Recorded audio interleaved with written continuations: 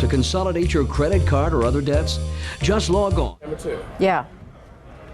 This just in, you were looking at obviously a very disturbing live shot there. That is the World Trade Center, and we have unconfirmed reports this morning that a plane has crashed into one of the towers of the World Trade Center. The CNN Center right now is just beginning to work on this story, obviously calling our sources and trying to figure out exactly what happened, but clearly something relatively devastating happening this morning there on the south end of the island of Manhattan. That is, once again, a picture of one of the towers of the World Trade Center. We can see these pictures. It's obviously something devastating has happened. And again, unconfirmed report that a plane has crashed into one of the towers there. We are efforting more information on this subject as it becomes available to you. Right now we've got Sean Murtaugh. He is a CNN producer on the telephone right now. Sean, what can you tell us about what you know? This is Sean Murtaugh. I just was standing on the Vice President of Finance. Sean, Vice President of Finance for CNN. Sean, we're on the air right now. What can you tell us about this situation? Hello? Yes, Sean, you're on the air right yes. now. Go ahead. What can you tell us? I just witnessed a plane that appeared to be cruising slightly lower than normal altitude over New York City, and it appears to have crashed into, I don't know which tower it is, but it hit directly in the middle of one of the World Trade Center towers. Sean, what kind of plane? Was it a small plane, a jet? It was a jet. Looked like a 2-engine jet, maybe a 737. You're talking about a large passenger commercial jet? A large passenger commercial jet. And where were you when you saw this? I am on the 21st floor of 5 Penn Plaza.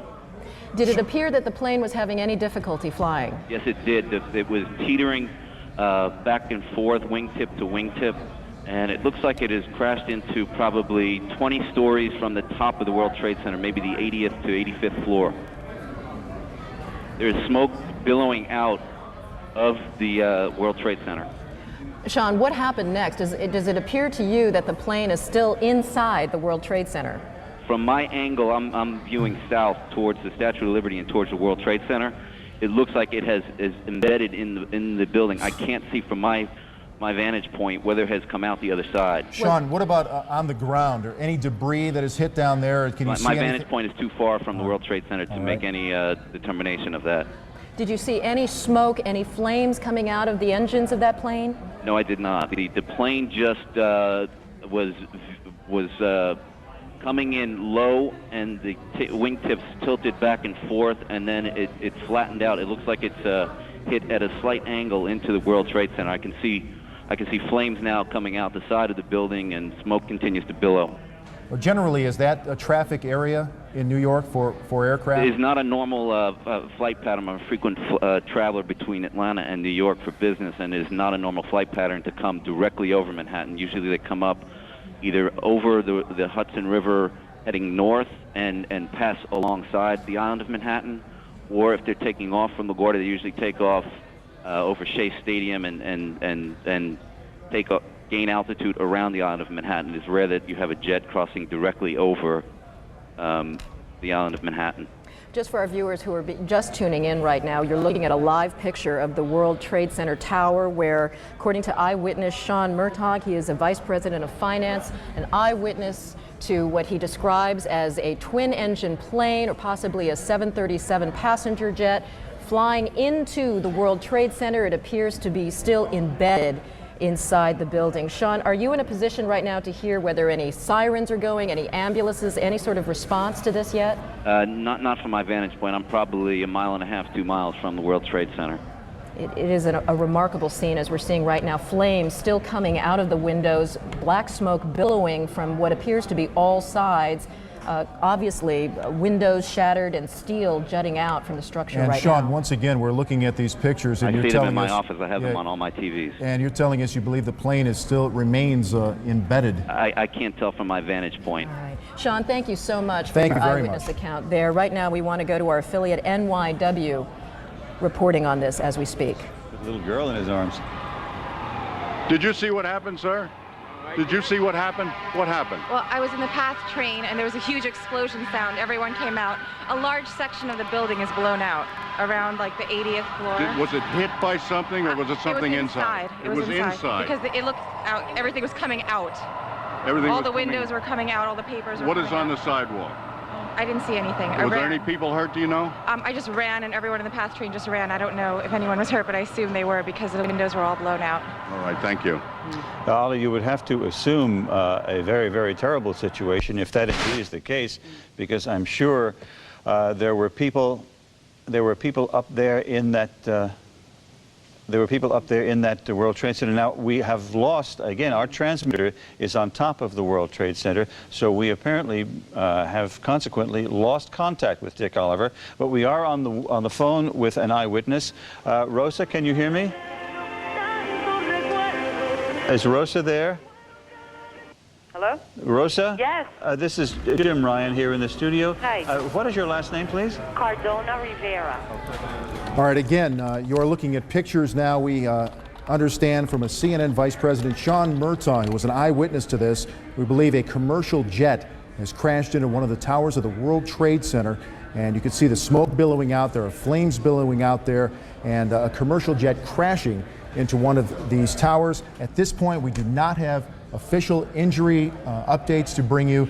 We are only now beginning to put together the pieces of this horrible incident. Right, just a few seconds ago, we were tuning in to one of our affiliates in New York, WNYW. Right now, we want to go to an eyewitness on the telephone right now. Jean, what can you tell us about what you saw? I can tell you that I was watching TV, and there was this sonic boom, and the TV went out, and I thought maybe that the Concorde was back in service, because I've heard about those sonic booms. And I got up to my window. I live in Battery Park City, right next to the Twin Towers, and I looked up, and the side of the World Trade Center exploded right when I looked up, and at that point, debris started falling. I couldn't believe what I was watching. Can you hear anything from your position right now? Ambulances, sirens? Absolutely, positively. There are crowds of people downstairs in Battery Park City. Everybody's come out from the buildings. This is the financial area in Manhattan, and there's a lot of fire engines. I can see them from my window. Jean, can you tell us, I don't know if you can tell which tower it is that's on fire right now, or the kinds of services that are inside that tower? I can't tell what's inside. It's the northern tower versus the southern tower, and it seems to be on all sides of the building. From what I can tell, the west side, the south side, and it looks like smoke's coming from the east side as well. Gene, can you see any of the debris currently on the ground area? Absolutely. I mean, it's continuing to kind of flutter down like leaflets, and at first there was just tons of debris, and it continues to fall out, and it looks like these uppermost floors are definitely on fire. Can you see any actual people in that area who may have been hit by any of this debris, or were not able to get out of the way? Can you see any crowds that may be too close to where they should be? Anything like that? No, I don't think so, and it's not a highly trafficked area at the base of the World Trade Center, so that's one fortunate thing. Jean, right now we're continuing to look at pictures of this devastating scene. According to Sean Murtaugh, Vice President of Finance, he witnessed what he described as a twin-engine plane, possibly a 737. He was almost absolutely sure that it was a large passenger jet that went into that plane. Jean, you're saying that you didn't see anything initially. You didn't see a plane actually approach the building. I had no idea it was a plane. I just saw the entire top part of the World Trade Center explode. So I turned on the TV when I heard they said it was a plane. It was really strange. Were you there living in New York during the World Trade Center bombing? No, I wasn't. Fortunately so. When you say a sonic boom, did you actually feel anything? Were things shaking in your apartment? Yeah, you could feel it. It was just a gigantic sonic boom. The TV it went off for a second, and then it went back on. And the windows, you felt the vibrations on the windows. You were saying it's not a high traffic area usually, but can you guesstimate how many people may be in an area like that at this hour of the morning? It would be hard to say. There is a huge courtyard between the two World Trade Center buildings, and the only issue might have been tourists or business people out in this courtyard area, and they possibly would have been hit. But the people that are immediately around the base of the World Trade Center, I would say at any given time, you're talking about maybe 20 or 30 people at best. We were talking with Sean Murtaugh earlier, and he said this is not normally an area where you would see some sort of aircraft, certainly, obviously, that low, but in that is not a high traffic area in terms of flights? I don't know about flights. You know, I have a balcony down here in Battery Park City, and they have that needle sticking out of the top of the World Trade Center. And I've always wondered, you know, if anyone would kind of get too close to the building, you know, and accidentally veer into it. Gene, tell us a little bit about that area and how emergency crews would be able to access that area. Would that be relatively difficult or easy to access for emergency people? I would imagine it would be slightly difficult because to get around the base of the World Trade Center building, there's really only the one street entrance. The other sides of the building are surrounded by other buildings in the courtyard, and so it's just this west side highway, this one major street that runs up the west side of Manhattan that makes it accessible for the fire engines. And, you know, it's amazing to sit here and watch this building on fire, and you've got this tiny little fire engine that I'm watching. That's all you see right now is the one fire engine? Where the fire engines are, it's a little bit obscured by other buildings. Right. Gene, let me ask you, I know I'm asking you to be a bit of an expert on the World Trade Center, but there's a famous viewing deck for tourists on one of the towers. When you say that this is the North Tower, is this the one that services a lot of the tourists to get their view and get to the restaurant at the top? As a matter of fact, it is. And there's as I'm sure you can see, there's a ton of smoke coming out right now. I'm just guessing the fire seems to be worse on, it looks like it's about 15 floors down from the top of the building. Yeah, one of the eyewitnesses, one of our affiliates was talking to, said that she thought that this was on the 80th floor. We know that there's an open air deck 110 stories high, and the glass enclosed observatory is on the 107th floor. So there is the possibility that people may very well be trapped up there. Yeah. All right, thank you so much, Jean Yearman. You're very welcome. Eyewitness here to a loud sonic boom she described as she was sitting inside her apartment, and she looked up and saw the side of the World Trade Center exploded into flames and black smoke. We are going to join another one of our New York affiliates, WABC, for their live coverage. Plane overhead, and then all of a sudden I thought it sounded kind of louder. Then I looked up, and all of a sudden it smashed right dead into the center of the World Trade Center. Big flash of flame, fire coming out from all over. Then all the bricks is a huge hole right now. It almost looks like the plane probably went through. I'm not sure. Winston, can you see? Are you on the north side there where the plane made contact? Yes, I am. Now, when you say a huge hole, one of our earlier witnesses, Libby Clark, said not much of the plane came down off the building. Much of it went totally right into the building. It's in the building, from what you can see. Right. Now, can you see if there's a lot of debris downstairs, Winston? No, because it looked like it inverted. With the impact, everything went inside the building. Inside. The only thing that came out was a little bit of the outside awning. But I'd say the hole is, let me just get a better look right now. Okay, go ahead. We'll wait. I'd say the hole takes about, looks like 6, 7 floors were taken out. And there's more explosions right now. Hold on, people are running. Winston, hold on just a moment. We've got an explosion inside. The building's exploding right now. You got people running up the street. Okay. Hold on, I'll tell you what's going on. Okay, just put Winston on pause there for just a moment. Okay, the whole building just exploded some more. The whole top part. Okay. The building's still intact. People are running up the streets. Am I still connected? Winston, this would support probably what Libby and you both said, that perhaps the fuselage was in the building that would cause a second explosion such as that. That's what just happened then. That certainly. Yeah, people are running up. We're getting word that perhaps. Okay, hold on. The people here everybody's panicking. All right, Winston, Winston, let me put Winston on hold for just a moment. Okay, I don't know how much longer we're staying. I'm inside of a diner right now. Well, Winston, you know what? If you could give us a call back, I just don't want to panic here on the air. Let's just take some of our pictures from News Chopper 7. Now, one of our producers said perhaps A second plane was involved, and let's not even speculate to that point, but at least put it out there that perhaps that may have happened. The second explosion would certainly back the theory from a couple of eyewitnesses that the plane fuselage perhaps stayed in those upper buildings.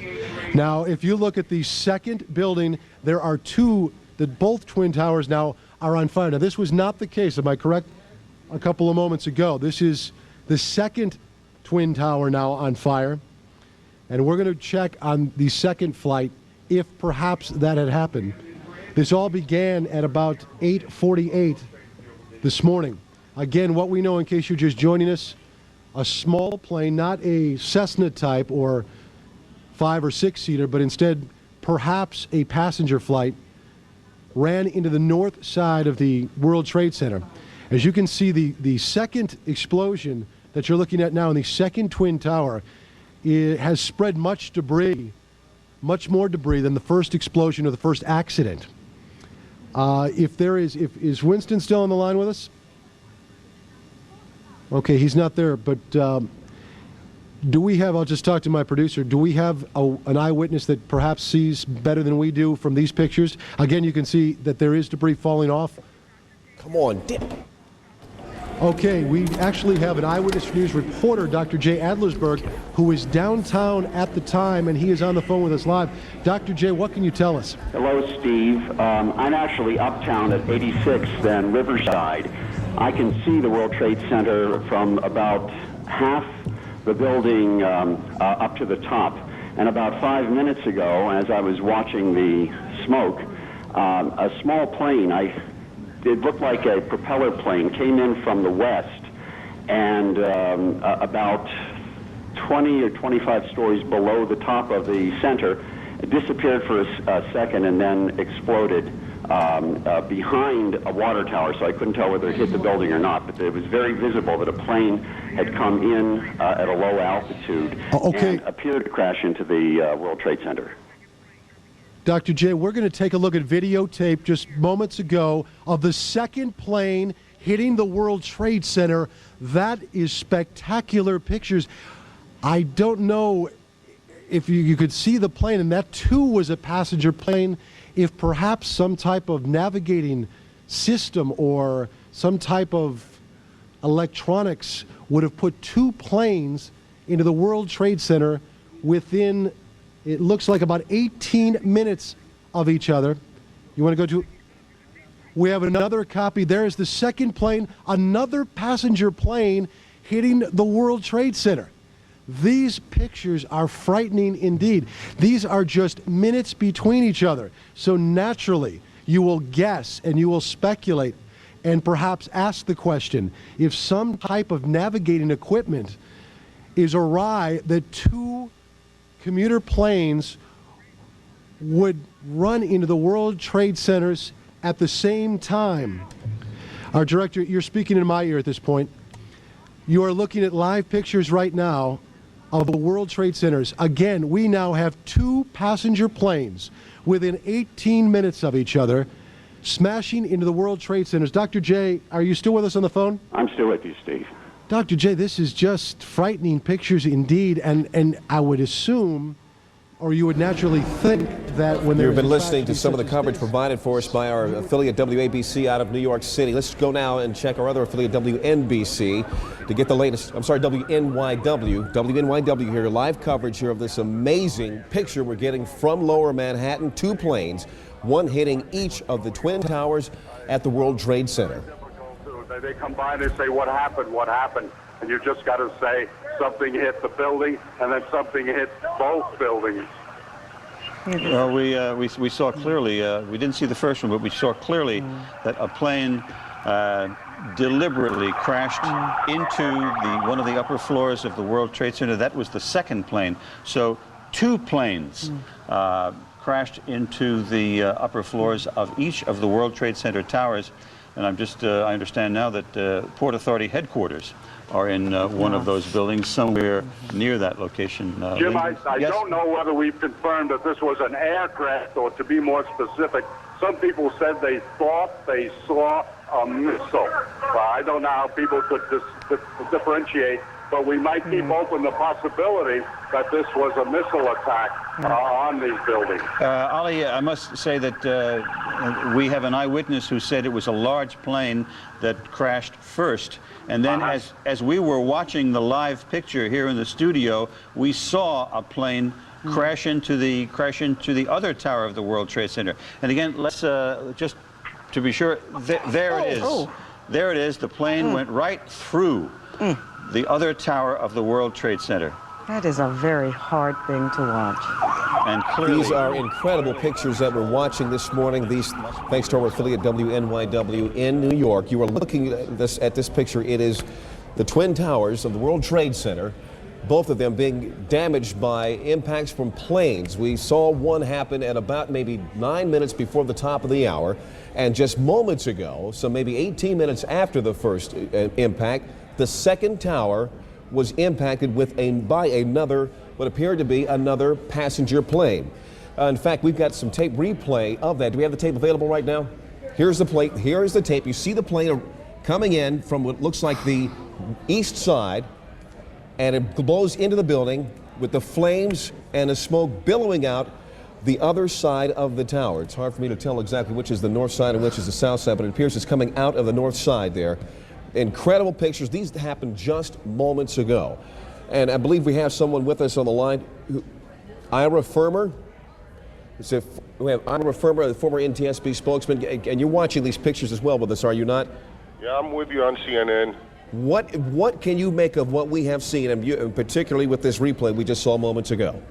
That's absolutely inexplicable. There shouldn't be any aircraft in that area, much less something heading what looked like deliberately for the World Trade Center tower. You don't think there's any way this could be any kind of an accident, no kind of a navigational equipment failure or some sort of a navigational quirk by beacons or whatever? No, you've got incredibly good visibility at this point, and no pilot is going to be relying on navigational equipment in such a circumstance that would cause them to crash into the World Trade Center. How far out of the way from an approach to either LaGuardia or Kennedy would a plane have to be to hit the World Trade Center? There are approaches that come up along the Hudson River, which is to the west of the World Trade Center, and those aircraft usually wind up going into LaGuardia. So you can come within a mile or two of the World Trade Center, but it is such a visible object as you're approaching New York City that it's just not possible for a pilot during the daytime to have taken a course that would put it right into the World Trade Center. A second occurrence within a few minutes is beyond belief. And as you can see, there definitely is no weather problem, so weather would be definitely ruled out as a factor in this case. Yes, the course is a normal course. I mean, for commercial pilots coming into New York, it certainly appeared from the video on CNN that the second aircraft was heading for the tower and that it was a commercial-sized aircraft. Could you have a better idea about what size that plane was? It was kind of hard for me to tell. You're an expert in these matters. Could you look at that tape and tell what size that plane was? It would have to be slowed down, and you'd need more than one angle for it because you'd want to see how many engines on it, the shape of the tail. Well, if it's possible, gang, could we go ahead and replay that tape right now? Do we have the tape ready of the second plane impacting? We're going to put that tape on in just a second. Here, we're about to roll it now. If you can, sir, I don't want you to speculate, but if you can give us an idea of what you think might be at play here, what kind of plane we're talking about, or at least what size, if we're talking about one that would hold, say, 100 people, one that would hold 300 people, from what you see, we'll have to back the tape up further than that, guys. Here we go. It's very hard to get a perspective on it. I don't know how far away we are at this, but that looks to me like it could be certainly a passenger jet and one of those aircraft that could hold 100 or more people. I caution you at this point to wonder whether or not that airplane was occupied by more than just a pilot or crew. We don't necessarily know that there were any passengers aboard that airplane. Understood. Darren Kagan joining the conversation here, sir, but there's no indication that there would be any air traffic on purpose in the area of the World Trade Center at this time of day, or any time of day for that matter. Well, not directly into the World Trade Center. No, but even close to it. You would be clearing the World Trade Center by a few miles. Normal operations. And when you're looking at the pictures that you see with all this smoke and fire and all that, it's just absolutely unbelievable to think that a flight crew that wouldn't ordinarily see the World Trade Center, wouldn't ordinarily be on course, would now not see this as a flaming beacon to avoid. Let me ask you this about the airspace. Given that it appears that 2 different airplanes have flown into the World Trade Center in 18 minutes, is it possible to shut down that airspace and keep another plane from doing something just like it? I don't think that this represents an accident, and so I don't think that we're talking about having to now keep other aircraft away. This picture that CNN is broadcasting live is probably from a range of a couple of miles away, and you can see that. No, certainly that, but if there was somebody who intentionally was trying to do the same thing again, is there a way to shut down the airspace to keep planes out? No, you can't shut down airspace. There's no gate, there's no fence in airspace. All you can do is broadcast that that airspace is closed, but if someone is intent on breaking through it, that happens with our military airspace all the time off the coast.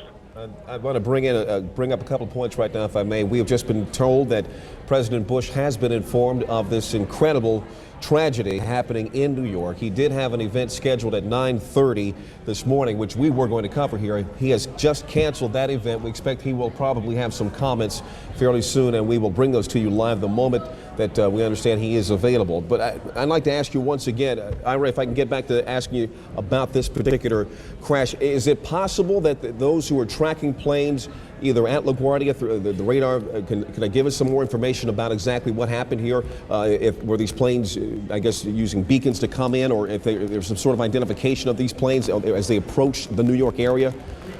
Yes, there should be if they were under air traffic control. You've got one eyewitness telling you that the first aircraft flew from Westchester and flew down through Manhattan and directly into the World Trade Center, presumably the North Tower. And now you're showing the other aircraft coming in, looks to me like it would be from the west, into the other tower. Those planes could be, should be, normally would be under air traffic control, but it is also entirely possible for aircraft to fly into, through, or over New York, or in this case into a building in New York, without being under the control. And we use that word advisedly. All that means is information is what air traffic control is, and just operate and do whatever they want if they don't follow the rules of air traffic control. Ira, affirmatively, thank you very, very much for your insight, and the longer we talk, the less convinced many will become that this was an accident. We thank you very much for your insight. More information on that just ahead. Now we want to bring in Todd Harris. Todd, on the scene, saw what happened. Todd, are you with us? Yes, I had a perfect view, and the plane was coming in. I noticed it a second before it hit the building. It looked like it was moving slowly, and it lined itself up to hit the building directly. Are you talking about the first plane or the second plane? The first plane. And Todd, tell us exactly where you are, where you had this great view. I was on Highway 278, like a dead-on view of the side that it hit the building. All right, Todd, hang on. We're going to continue our conversation. Leon has something to jump in here with. Yes, I'm checking the wires even as we speak. The Associated Press is reporting right now that the FBI in Washington is investigating reports that these 2 plane crashes are the result of foul play. There is a report here by the Associated Press of a possible plane hijacking. They don't say 2, but they say a possible plane hijacking. Let's go to Kelly Arena, who's on the phone right now from Washington. Kelly? Hello, Kelly. Kelly Arena, are you there? All right, Kelly Arena. Okay, there's Kelly. Kelly, what have you learned? Okay, well, an FBI official has just told CNN that they are investigating, but they have not yet determined whether or not this was indeed a terrorist act. The official that I spoke to said that so far there has been no communication, no one claiming responsibility for either of those crashes. There is an investigation underway.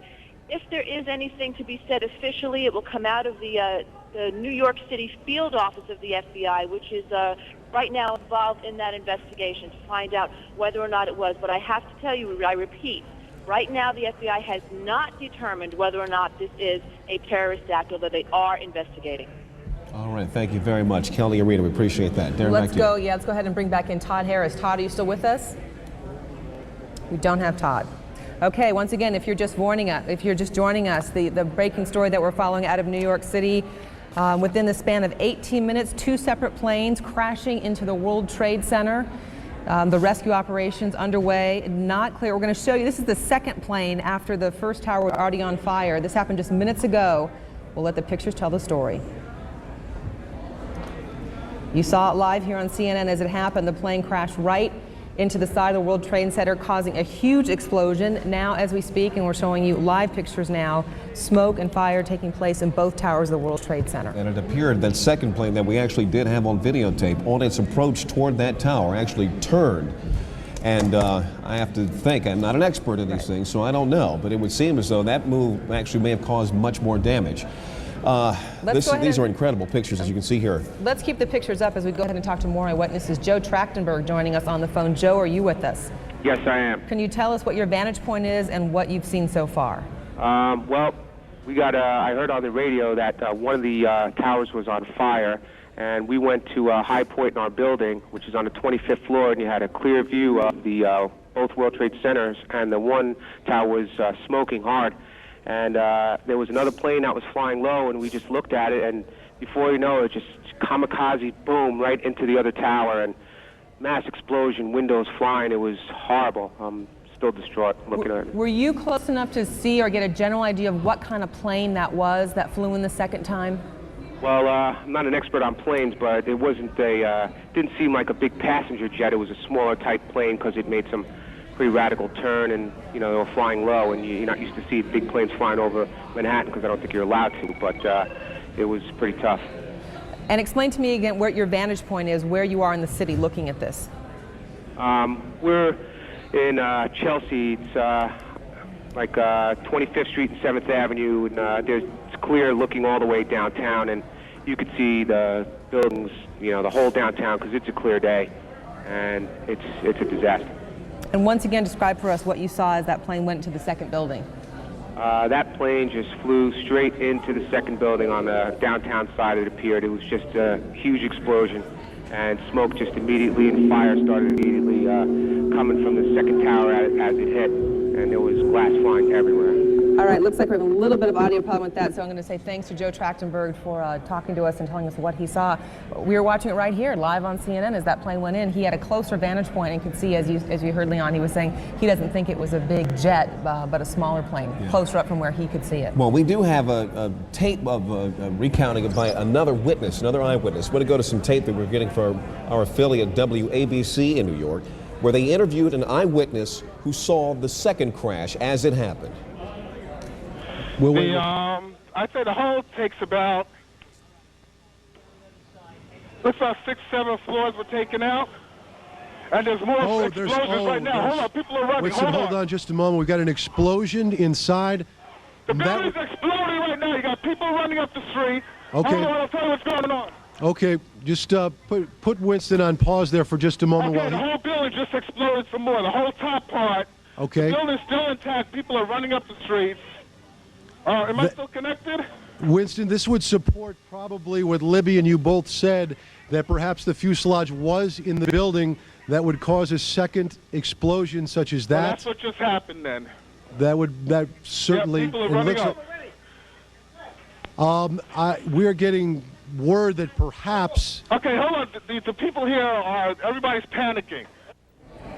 Keep in mind that the first plane hit about 8:48 a.m., so there had to already be a number of people at work inside the World Trade Center. We're going to go right now bring in Rose Arce, one of our producers here at CNN. She's with us on the phone and has with her a number of people who have escaped the building. Rose.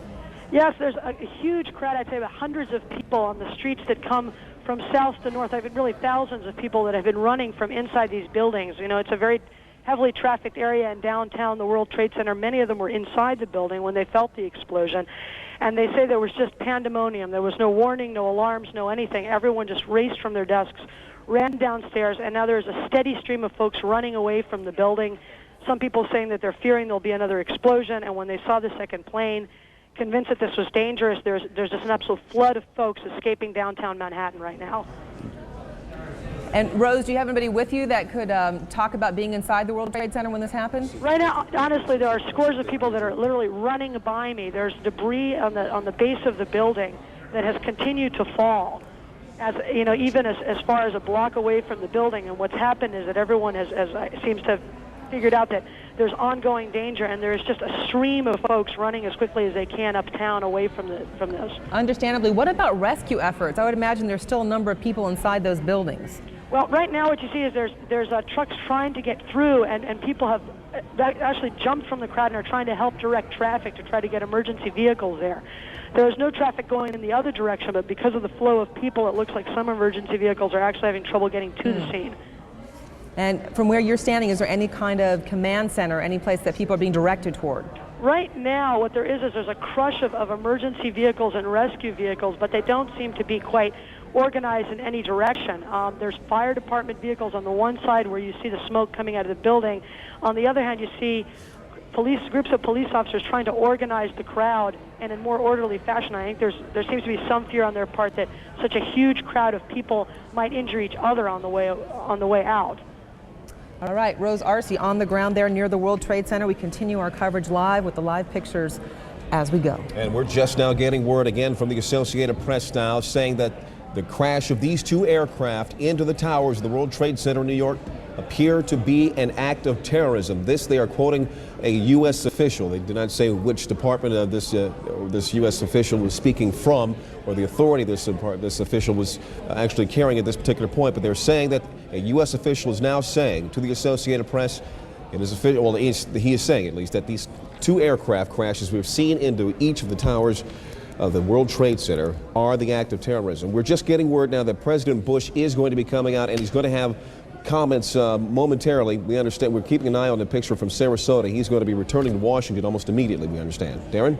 And in fact, as you mentioned, President Bush is in Florida today. We're supposed to have an education event just minutes from now. That has been canceled. Our Major Garrett is traveling with the president. Major, maybe you can tell us a little bit more on the president's immediate plans. Good morning, Darren. President Bush, as you said, will make a statement here at Emma E. Booker Elementary School in Sarasota on the catastrophe at the Twin Towers in New York.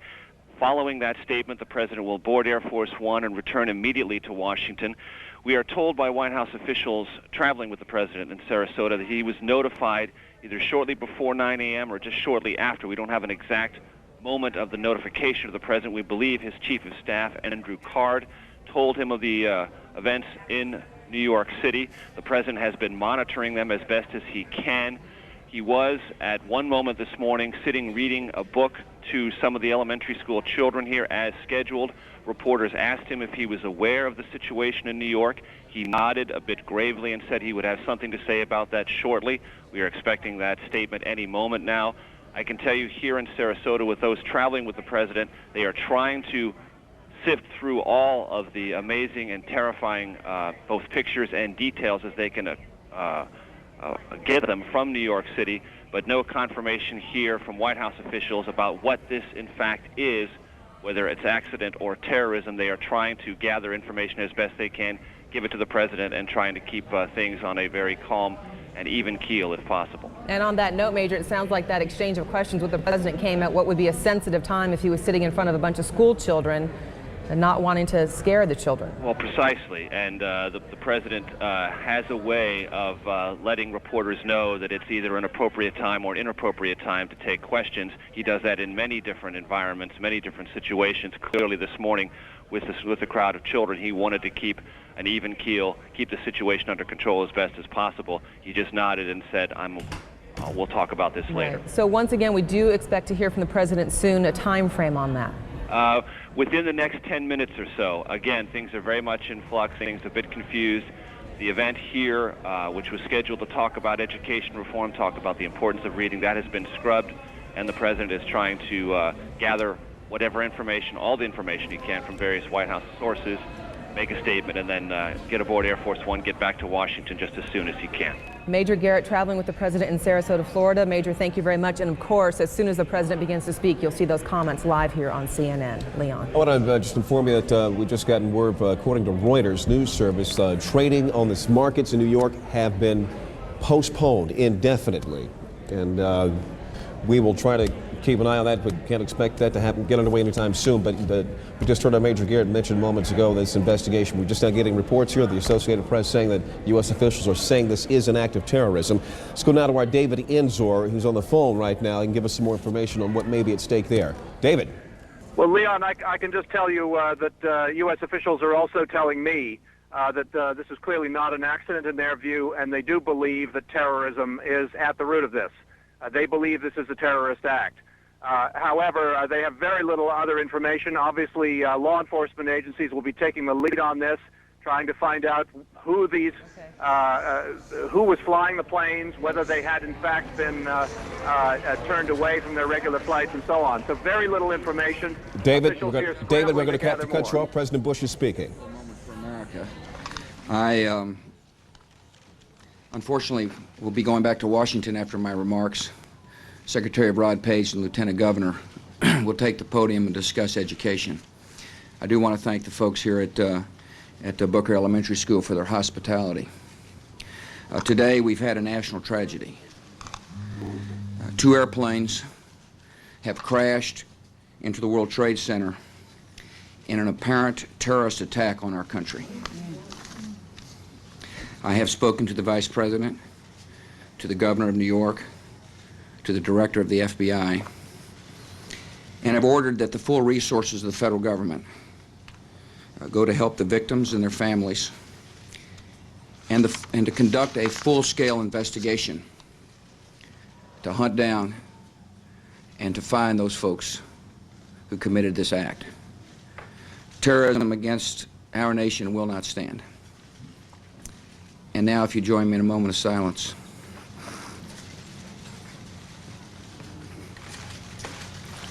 May God bless the victims, their families, and America. Thank you very much. Emotional President Bush there speaking in Sarasota, Florida, cutting short his stop there, saying that an apparent terrorist attack has occurred on U.S. soil. They're mentioning the 2 planes that have crashed into the World Trade Center this morning. He says a full-scale investigation is underway to hunt down those responsible for this, saying terrorism will not stand.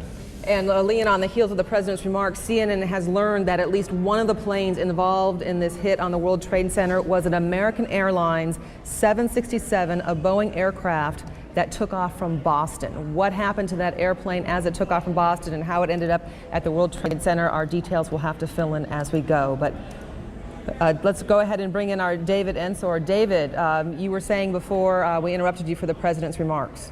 Well, unfortunately, the amount of detail that the officials who are tracking this have is pretty sketchy at this point. But I was just saying that officials are calling this an act of terrorism. They're saying that's clearly what it is, clearly not an accident. And law enforcement agencies, the FBI and others, will be taking the lead on this, officials say. And clearly, obviously, they will first try to ascertain who did this. What nationality are they? What's behind this? That's really all I can say. There are several places around the government. There are groups of officials gathering and setting up crisis centers to try and deal with the flow of information on this, which, as you can imagine, is going to be considerable as the day progresses. And so far, as we know, no one has been taking responsibility for this. There have been no claims of responsibility, and U.S. intelligence officials say they had no warning of anything like this coming along. All right, David Enzor, thank you for joining us on the phone. Once again, you can see that information at the bottom of your screen. 2 different planes have flown into the World Trade Center within the last hour. One plane was an American Airlines Boeing 767 from Boston. In terms of how many people were on board that plane and if it was forcibly taken from Boston into New York, we still have yet to learn. We're joined now on the telephone by the former Federal Emergency Management Agency Director James Lee Witt. Director Witt, you're watching these pictures with us this morning. Your comments? Well, it's just horrible. There's no doubt.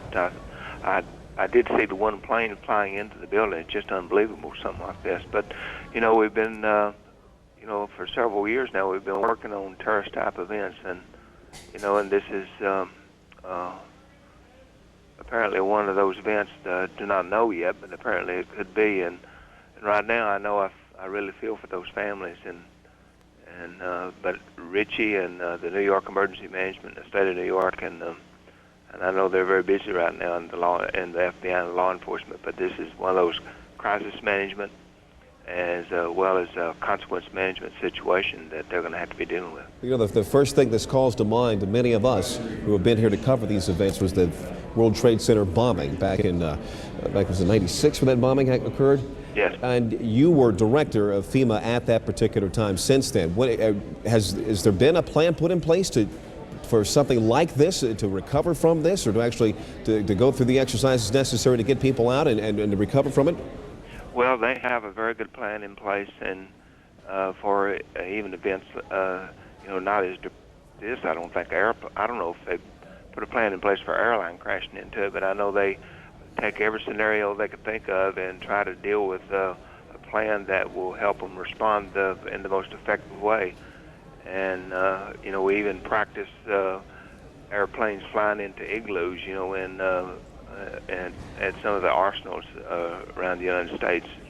So you try to practice for everything you can think of and hope for the best, and that you can be able to respond and hope none of this happens. But on that note, then, did you run any kinds of tests at all, or any kinds of, theoretical tests or computer tests or anything on something like this? We didn't. I'm not sure if New York City did. I'm sure they did. But you can't. How can you stop something like this without having an anti-aircraft gun sitting on top of buildings? Yeah. You just can't. You can prepare the best you can be, and that's all you can do. But I'm sure that they've got everything in place and they always do an excellent job up there in New York. Director James Lee Witt, former director of FEMA, we thank you very much for your time this morning. We'll be talking with you later on. Darren. As we continue our coverage, our Aaron Brown in New York City joining us now. Aaron, we can see over your left shoulder there the building still smoldering of the World Trade Center. Well, it is a grotesque sight to look at from about 30 blocks away from where we are. For those of you just joining us, let's just briefly recap what we know. About an hour ago, about 8:45 Eastern Time, one plane crashed into the tower, the World Trade Center tower on the right, the first of those towers that you can see behind me. And then about a half hour later, a second plane crashed into the tower number 2. That's the one to the left, where the darker smoke is billowing out right now. We have reports, CNN has been told that one of the planes was an American Airlines 767 that had been hijacked from Boston. We don't know if that was the first or the second plane that hit the tower, but we do know that it was a 767 American Airlines jet. At least that's what CNN has been told by sources so far this morning. We also have reports of 1,000 injuries. That is unconfirmed, and we always remind you in moments like these that as these initial reports come in, it is very early. I can tell you, driving in, it is extraordinarily chaotic on the west side of New York. It is the kind of situation where numbers change, where situations change, but this is the information we have now, that there are at least 1,000 injuries, and we're working on that. As you can see, the smoke billowing out of the Trade Center. In Sarasota, Florida now, Major Garrett joins us. Major, what are you being told? Hello. President Bush has notified, and talked rather, to Vice President Cheney. He has talked to the FBI Director Robert Mueller, and he has also spoken with the Governor of New York, Governor Pataki, about this catastrophe. The President will convene a national security meeting upon his arrival back at Washington. Those are the 4 pieces of information we have gathered here in the moments since I just spoke to you on the telephone. The President, as we just saw a few moments ago, identifying this as an apparent act of terrorism against the United States, said there will be a full investigation. The entire apparatus, the United States government, FBI, national security, CIA, the Vice President, who you may remember was placed in charge of a domestic terrorism study group within the White House to monitor and develop plans to deal with a catastrophe of just this kind.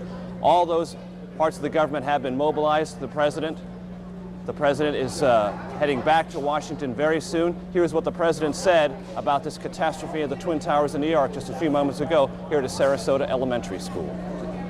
Major, it's Aaron. Today we've had a national tragedy. 2 airplanes have crashed into the World Trade Center in an apparent terrorist attack on our country.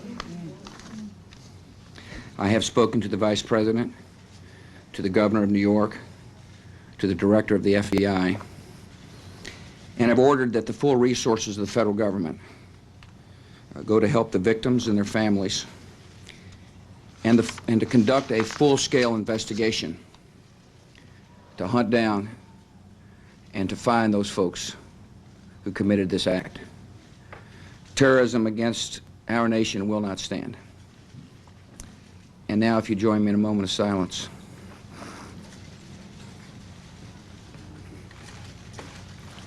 May God bless the victims, their families, and America. Thank you very much. The president was first notified about the situation in New York by National Security Advisor Condoleezza Rice. Then the second notification updating him with more details on the situation came from his chief of staff, Andrew Card, who's traveling with the president here in Sarasota. The day was supposed to talk about education reform, but the president is scrubbing all of those plans, marshaling all the resources of the federal government, talking with his aides as he can, and preparing to fly back to Washington to, again, as we said, convene a National Security Council meeting. Back to you. Major, before you get away, and I apologize if I'm asking you to repeat something, I'm having a little trouble hearing you. Do we know exactly where the president was when he was told? He was just arriving here in Sarasota at Emma E. Booker Elementary School.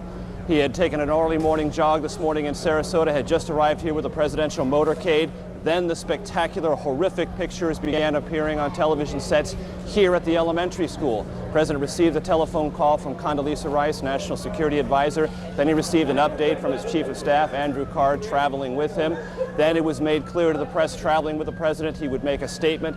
Shortly before that statement, he was actually sitting down with some children here at the elementary school, reading them a book. Reporters asked him if he knew about the situation with the Twin Towers. He nodded and said he would talk about it momentarily. In fact, he did. We just heard the president's statement declaring Major, this an apparent act of terrorism. Yes, Aaron? Let me interrupt you here. Senator Kennedy is speaking in Washington as, again, one of the planes was hijacked from Boston. Perhaps we can hear the senator now. This morning, we underline the point that it is postponed. We are not going to see the business of America deferred because of terrorism, whether it's in education or in any area of public policy. We're looking forward to hearing from the First Lady on a subject matter which is of central concern to all families in this country, and because of her experience and her leadership, this committee and the Congress and the American people would have benefited greatly from her comments. And we will look forward to an early Senator Ted Kennedy in Washington. Chris Plant, a CNN producer, is at the Pentagon, where there is a significant fire. Chris, you're on the phone. Can you hear me okay? Yes, I can hear you just fine. Tell me what you know. Well, arriving at the Pentagon a short time ago, there was a huge plume of smoke which continues to rise from the west side of the Pentagon over in the area where there is a helicopter landing zone. It's along Route 27 if you're looking at maps of the area. The building is currently being evacuated, and police and emergency units are, of course, responding from all around the building and from the local Arlington County Fire Department. The plume of smoke is enormous. It's a couple of 100 yards across. At its base, it is billowing into the sky, hundreds of yards. It's impossible for me to say from this side of the building whether the building itself is on fire or up in flames, or exactly what caused this. I did not hear an explosion, but there is certainly a very, very significant fire in this enormous office building on the west front. The building is being evacuated. The Defense Protective Service officers, the police force for the Pentagon, are on a very tight string right now. As I arrived, I was held at gunpoint. Chris, let me interrupt you for a second. Just hang on. Don't go anywhere. We're getting reports now that the White House is being evacuated as well. We don't know precisely what has caused that decision to be made. Whether that is precautionary, whether something has happened at the White House. Again, the president is in Florida this morning, so the president is not in any danger, but the White House, of course, is fully operational, whether the president is there or not, and we have reports that the White House is being evacuated. Getting back to Chris in a moment, we also have reports now from Chris Plant on the scene that the Pentagon is being evacuated as well. All of this coming on the heels of a large fire at the Pentagon, and we can't tell you at this moment whether that fire is inside the Pentagon building itself or on the ground to the Pentagon. And these two planes that you can see behind us that hit the World Trade Center, that's Washington, the old executive office building, I believe, and you can see the plume of smoke behind it, which we will assume until we're told otherwise that that's the fire at the Pentagon. I believe that's correct.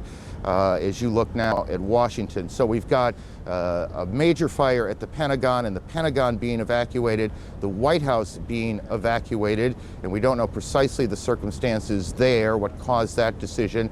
And we have these two enormous explosions at the World Trade Center here in New York, where two planes slammed into the buildings. We are also getting reports now that there is a fire on the Mall in Washington, that part of the Capitol that runs essentially from the Capitol to the White House in kind of a straight line going up Washington, D.C., and we have reports of a fire there. What you're looking at now is Washington, at least if I can see the monitor in front of me. It's a little tricky from where we are, but that looks to me like the old executive office building, and then in back of it you see the large plume of smoke. Here in New York, sirens everywhere, people out on the streets staring at this grotesque scene of the World Trade Center buildings. It was in February of '93, if memory serves me correctly, that there was an attack, a terrorist attack on the World Trade Center. Bomb exploded in the garage of the Trade Center on that day in February of '93. Here we are in the year 2001, and what appears to be deliberate attacks on the World Trade Center. And then we have these two reports out of Washington, the fire at the Pentagon. Chris Plant is still on the phone, I do believe. And we'll get to him in a second. Greta Van Susteren is at National Airport in Washington. Greta, what are you hearing? I just got off my plane. I was headed to New York. Planes were stalled. I'm at National Airport on the parking lot. I heard a huge noise. I looked over in the direction of the Pentagon. There's a huge plume of smoke coming from that area. I can't verify it's the Pentagon because there are these buildings in the way. You see particles coming down in the air, some sort of white particles. I can't tell what that is. I'd heard a noise slightly before I'd seen the smoke. I don't know if it's an airplane, if it's a bomb, but it was certainly something, and obviously there's a terrific fire going on. The skies are clear here except for the tremendous amount of smoke that's coming from there. Lots of sirens from all different directions, and of course a lot of uncertainty here at National Airport. Greta, thank you. I want to just again recap as we pick up small pieces of information along the way. Associated Press is reporting that it was a plane that crashed at the Pentagon, and the Pentagon is being evacuated. There is a large fire there, and that is the smoke you see in the shot that you are looking at now. Whether that fire is in the building itself or outside, we have not yet confirmed. There is a fire on the Mall in Washington. The cause of the fire on the Mall in Washington, we cannot yet tell you. We can tell you that the White House has been evacuated, and we can tell you that two planes have crashed into the World Trade Center in New York. All of this began just a little more than an hour ago at about 8:45 Eastern Time. Chris Plant, tell me what you've learned since we last talked. Well, in speaking to people here at the Pentagon as they're being evacuated from the building, I am told by several people that there was in fact an explosion. I was told by one witness, an Air Force senior enlisted man, that he was outside when it occurred. He said that he saw a helicopter circle the building. He said that it appeared to be a U.S. military helicopter and that it disappeared behind the building where the helicopter landing zone is. And that he then saw a fireball go into the sky. I'm attempting to make my way around to that side of the building in my car right now to see if I can get a better visual perspective on the scene on that side of the building, but I can tell you that security has certainly clamped down. The U.S. Park Police, another federal law enforcement department, has arrived in force on the scene. There's a Park Police helicopter overhead. Every car that arrives at the gate where I was located was being stopped by officers at gunpoint. Everyone is being forced out of their vehicles as they arrive at the Pentagon. It's a very tense situation, obviously, but initial reports from witnesses indicate that there was, in fact, a helicopter circling the building, contrary to what the AP reported, according to the witnesses I've spoken to anyway, and that this helicopter disappeared behind the building and that there was then an explosion. That's about all I have from here. Okay, let's do this, Chris. Why don't you continue reporting, and we'll pass along a couple of other things that we're picking up along the way. Trading at the New York Stock Exchange. The stock exchange, as many of you probably know, but some of you don't, is in that part of Lower Manhattan, not quite as far down as the Trade Center, but it is in that part of Lower Manhattan, and trading has been suspended there. Bridges and tunnels coming into New York have been closed. That will create a whole different set of problems. We are also being told that the FAA has suspended takeoffs and landings, and I want to make sure I get this right, guys, that in at all airports around the country. Air travel in this country has come to a halt this morning, as clearly people in government, police forces, fire departments are trying to figure out what exactly is going on. There are several now incidents that look, for all that we can tell, to be a major terrorist attack here in the United States. So all airports all across the country are closed. All bridges and tunnels coming into Manhattan are closed. The Pentagon has been evacuated, or is being evacuated. The White House is being evacuated. The president, who is in Sarasota today to make a speech on education, has spoken briefly to cameras and will shortly make his way back to Washington. They are checking out Air Force One now. Let's go to Atlanta. Chad Myers can talk to us a bit about the air traffic problems. Chad, are you there? Aaron, yes, all of the airports across the country have been shut down. We started with Zone New York, which includes Islip, Newark, JFK, LaGuardia, all the way down to Philadelphia, and then IAH, Houston, and then San Francisco, and then LA. They were just falling like a deck of cards, and then all of a sudden the FAA just said, we're shutting down everything. All flights have been canceled for another 7 hours, which is about 5 o'clock Eastern time, and then we'll reignite there. We'll take a look what's going on after that. The probability of extension, as they call that, is high, which means even after 5 o'clock, the airports may still be shut down. We'll keep watching it for you here from Atlanta. Chad, and if you don't know, just say you don't know. Can you recall a situation where every airport in the country had been shut down? Absolutely not, except in wartime, of course, Aaron, and obviously this is not that. But with all the airports, as they were going down from west to east, we could see them, and then we could eventually see from New York, and then they canceled Boston, as we got the report that the first flight, or one of the possible hijack flights, did come out of Boston, and then it just started going down from there. But never, ever before have we ever seen all of the airports shut down like this, not this quickly. Chad, thank you. Stay on this for a while. We'll get back to you. We know that many people are just joining us. We want to get everyone on the same page before we move on. So one more time, let's go through the sequence of events. At about 8:45 Eastern Time, a plane crashed into the foremost of those towers that are the World Trade Center. That's Air Force One you see in Florida, the president on board. Obviously extraordinary security around the plane before the president got on, and the president is heading back to Washington. A short time ago, the president made a statement. He said, terrorism against our nation will not stand. The government will hunt down those responsible. Mr. Bush said today, we've had a national tragedy. 2 planes have crashed into the World Trade Center in an apparent terrorist attack on the country. And we also have a report now that it was a plane that crashed into the Pentagon, and we have a large fire at the Pentagon. The Pentagon is being evacuated as we speak now. The White House has been evacuated as well. CNN's John King joins us on the phone. John. Aaron, I'm standing in Lafayette Park directly across from the White House, perhaps about 200 yards from the White House residence itself. The Secret Service has pushed most people all the way back to the other side of the park, trying to avoid having that done to me at the moment. Just moments ago, they started slowly evacuating the White House about 30 minutes ago, and then in the last 5 minutes, people have come running out of the White House and the old Executive Office building, which is the office building right directly across from the White House. About 10 minutes ago, there was a white jet circling overhead.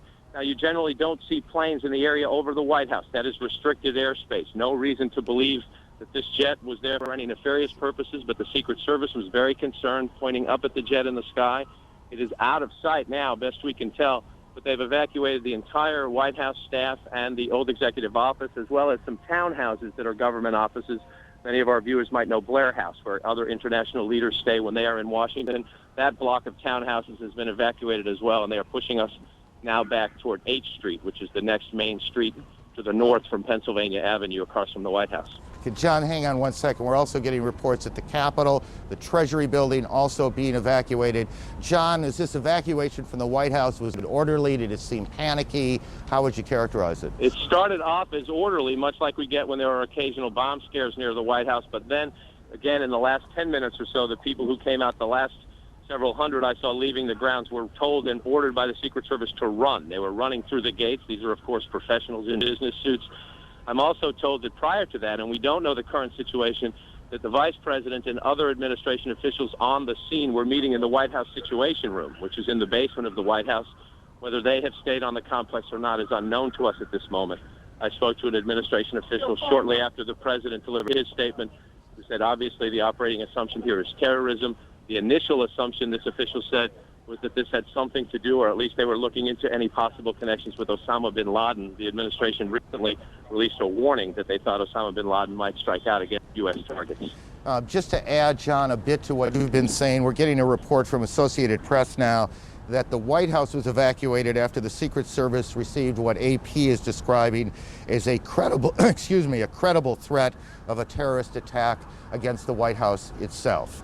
And I expect you'll be checking that out. We'll try and confirm that, but that's what AP is reporting right now. Again, this all began about an hour and 15 minutes ago here in Lower Manhattan when the first of two planes crashed in to the first of the two towers behind me at the World Trade Center, and you can see the smoke billowing out of the front tower now. And then about a half an hour later, just as emergency crews were converging on the scene, as eyewitnesses were gathering on the street corners, a second plane drove in too, and you can see that plane coming around the building right now in this tape, and there you can see the hit as it comes through what looked to me, at least, and this is the first time I've seen that tape, come through the back side of the tower. I guess that would be the south side of the tower, and then the smoke and flame coming out the front side. Again, that was about a half hour after the first attack, which was at about 8:45. Look, you want to be careful here. We don't want to get too far ahead of this, but obviously this has all the appearances of an extraordinarily well-coordinated and devastating terrorist attack here in the United States. Certainly nothing like it since Oklahoma City, and nothing like it here in New York since the terrorist attack on the same World Trade Center buildings in February of 1993. At the Pentagon, a plane or a helicopter has crashed, apparently as part of whatever this operation has been, and Jamie McIntyre is there. Jamie, what are you hearing? Well, Aaron, there is a lot of confusion here at the Pentagon. It appears that something hit the Pentagon on the outside of the 5th corridor, on the Army corridor. Several Army officers I talked to reported hearing a big explosion, seeing shards of metal coming past their window. The Pentagon has been evacuated.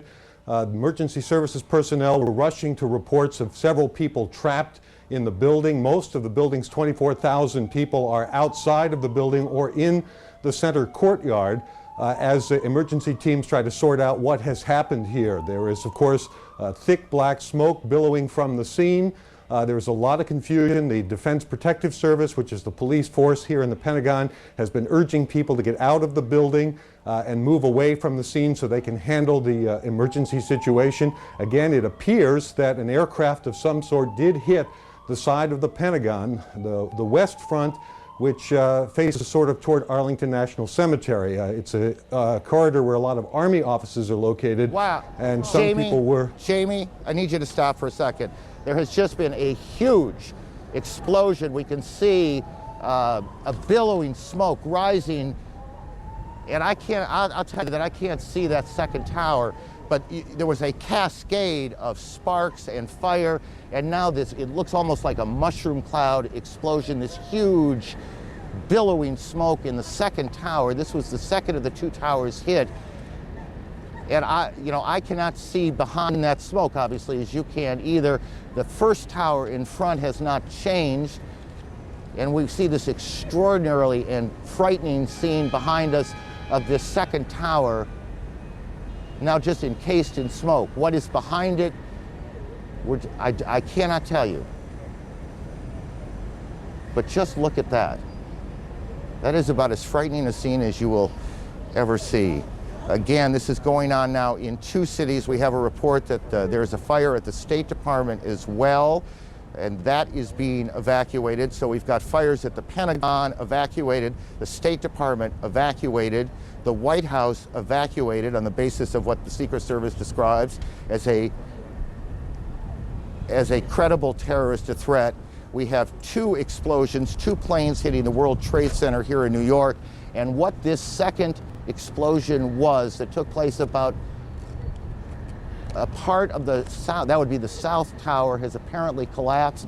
We don't know if that was from the impact of this first plane that hit it or whether something else has happened there, and we'll work on that. Our Washington Bureau Chief, Frank Cesno, is on the phone. Frank, what are you hearing? Aaron, I just drove past the Pentagon across the 14th Street Bridge, which is now choked with traffic. We're beginning to hear emergency sirens and rescue personnel fanning out across Washington. There is a gigantic black billowing cloud of smoke that is rising over the Pentagon. You heard Jamie McIntyre a moment ago describe where that was coming from. I can also tell you that local radio, in addition to talking about evacuations, as we've heard at the Pentagon, and the White House is reporting that the Capitol building has been evacuated and the Treasury Department has been evacuated. Washington, D.C., the nation's capital, is exceptionally tense and clearly taking steps as if it is virtually under siege here. We don't know specifically, as you've said, what has taken place at the Pentagon, but this is very serious, striking at the heart of the national government. And as John King was explaining, the White House Frank, it's Aaron. I need to interrupt you for a second.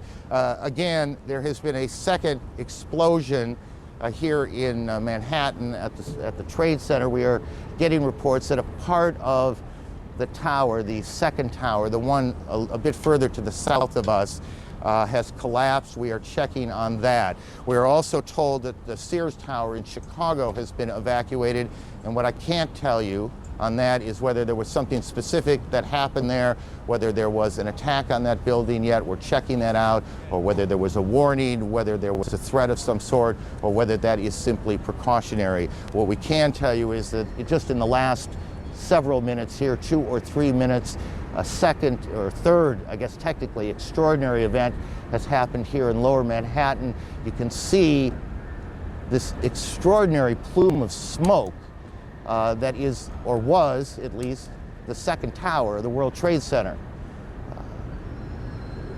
Perhaps 3 or 4 minutes ago, you could, from where we were standing, see that second building that is just a bit to the south of the first building, but you can't see it anymore. It is covered with smoke. A large plume of smoke also coming still from the first tower, where the first plane hit at about 8:45. We can, by the way, if we can cue the tape, we can show you that second attack or at least the second explosion in the Trade Center that occurred at about 9:15 Eastern Time. As you can imagine, there you can see to the right of your screen a plane coming in. We do have a report of a hijacked American Airlines plane. It comes into the south side and then boom, you can see the fire coming out the front or the north side of the building. I guess that'd be the northeast side of the building. And then just in the last several minutes, there has been a second explosion, or at least perhaps not an explosion, perhaps part of the building simply collapsed. And that's what we saw, and that's what we're looking at as smoke now just covers lower Manhattan, almost as far to the end of Manhattan Island as you can get, is where the trade centers are. The Sears Tower in Chicago has been evacuated, and we continue to check on the circumstances there. The Pentagon, the State Department, and the White House have been evacuated in Washington as well. The president has, we can show you now what happened just a few moments ago at the Trade Center. Watch the building to the left, to the back of those two buildings. This is just a few minutes ago. We don't know if something happened, another explosion, or if the building was so weakened it just collapsed. But we have one of our producers on the phone, and I didn't get the name, so why don't we just go ahead? You there? Yeah, this is Rose Arcee calling from New York. Rose, tell me what you know. Just a few minutes ago, we saw there's a portion of the building where the first plane struck that seemed to be buckling inside itself, almost as if the top of the building was going to fall. Shortly after that, two people, it's hard to tell whether they were being pushed or they physically approached themselves the sort of river side of the building, it would be the west side of the building, and appeared to jump from the top floors, just under where you're seeing the smoke and fire. That is extraordinary. The South Tower, the World Trade Center, has collapsed. Again, tell me, how long ago was it that you saw this? This must have been about 5 minutes ago, and prior to that, you could see heads popping out of windows right beneath where that big gaping hole is. So there appeared to be people alive right below where the crash point was. They were trying to find some way out of there. And just as the thing started to buckle, you saw them plummeting from that top floor. Right, and perhaps this is stating the obvious. We apologize for that, but obviously people were already at work here at the Trade Center when this happened. We don't know how many people have been hurt in all of this. We have no idea at this point. As you look at an aerial shot coming from I guess that would be coming from the south of the Trade Center, or what is at least the Trade Center behind those huge plumes of smoke. All airports across the country, every airport in the United States has been shut down as the FAA and the government tries to figure out exactly what has happened, what is at risk, what is not, who is behind it.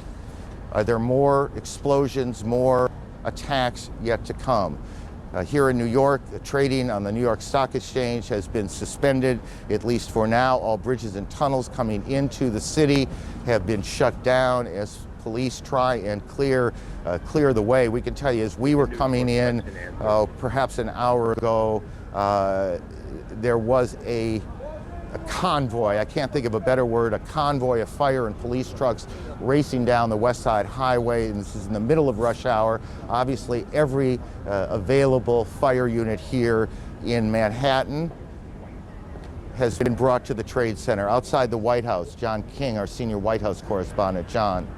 Hello, Aaron. They have pushed us even further back away from the White House now, and there are more than a half dozen fire trucks, some of the Secret Service now patrolling the perimeter at Lafayette Park, which is directly across from the White House, have automatic rifles drawn to keep people away from the park, and they're policing back and forth. You can probably hear additional fire apparatus arriving on the scene.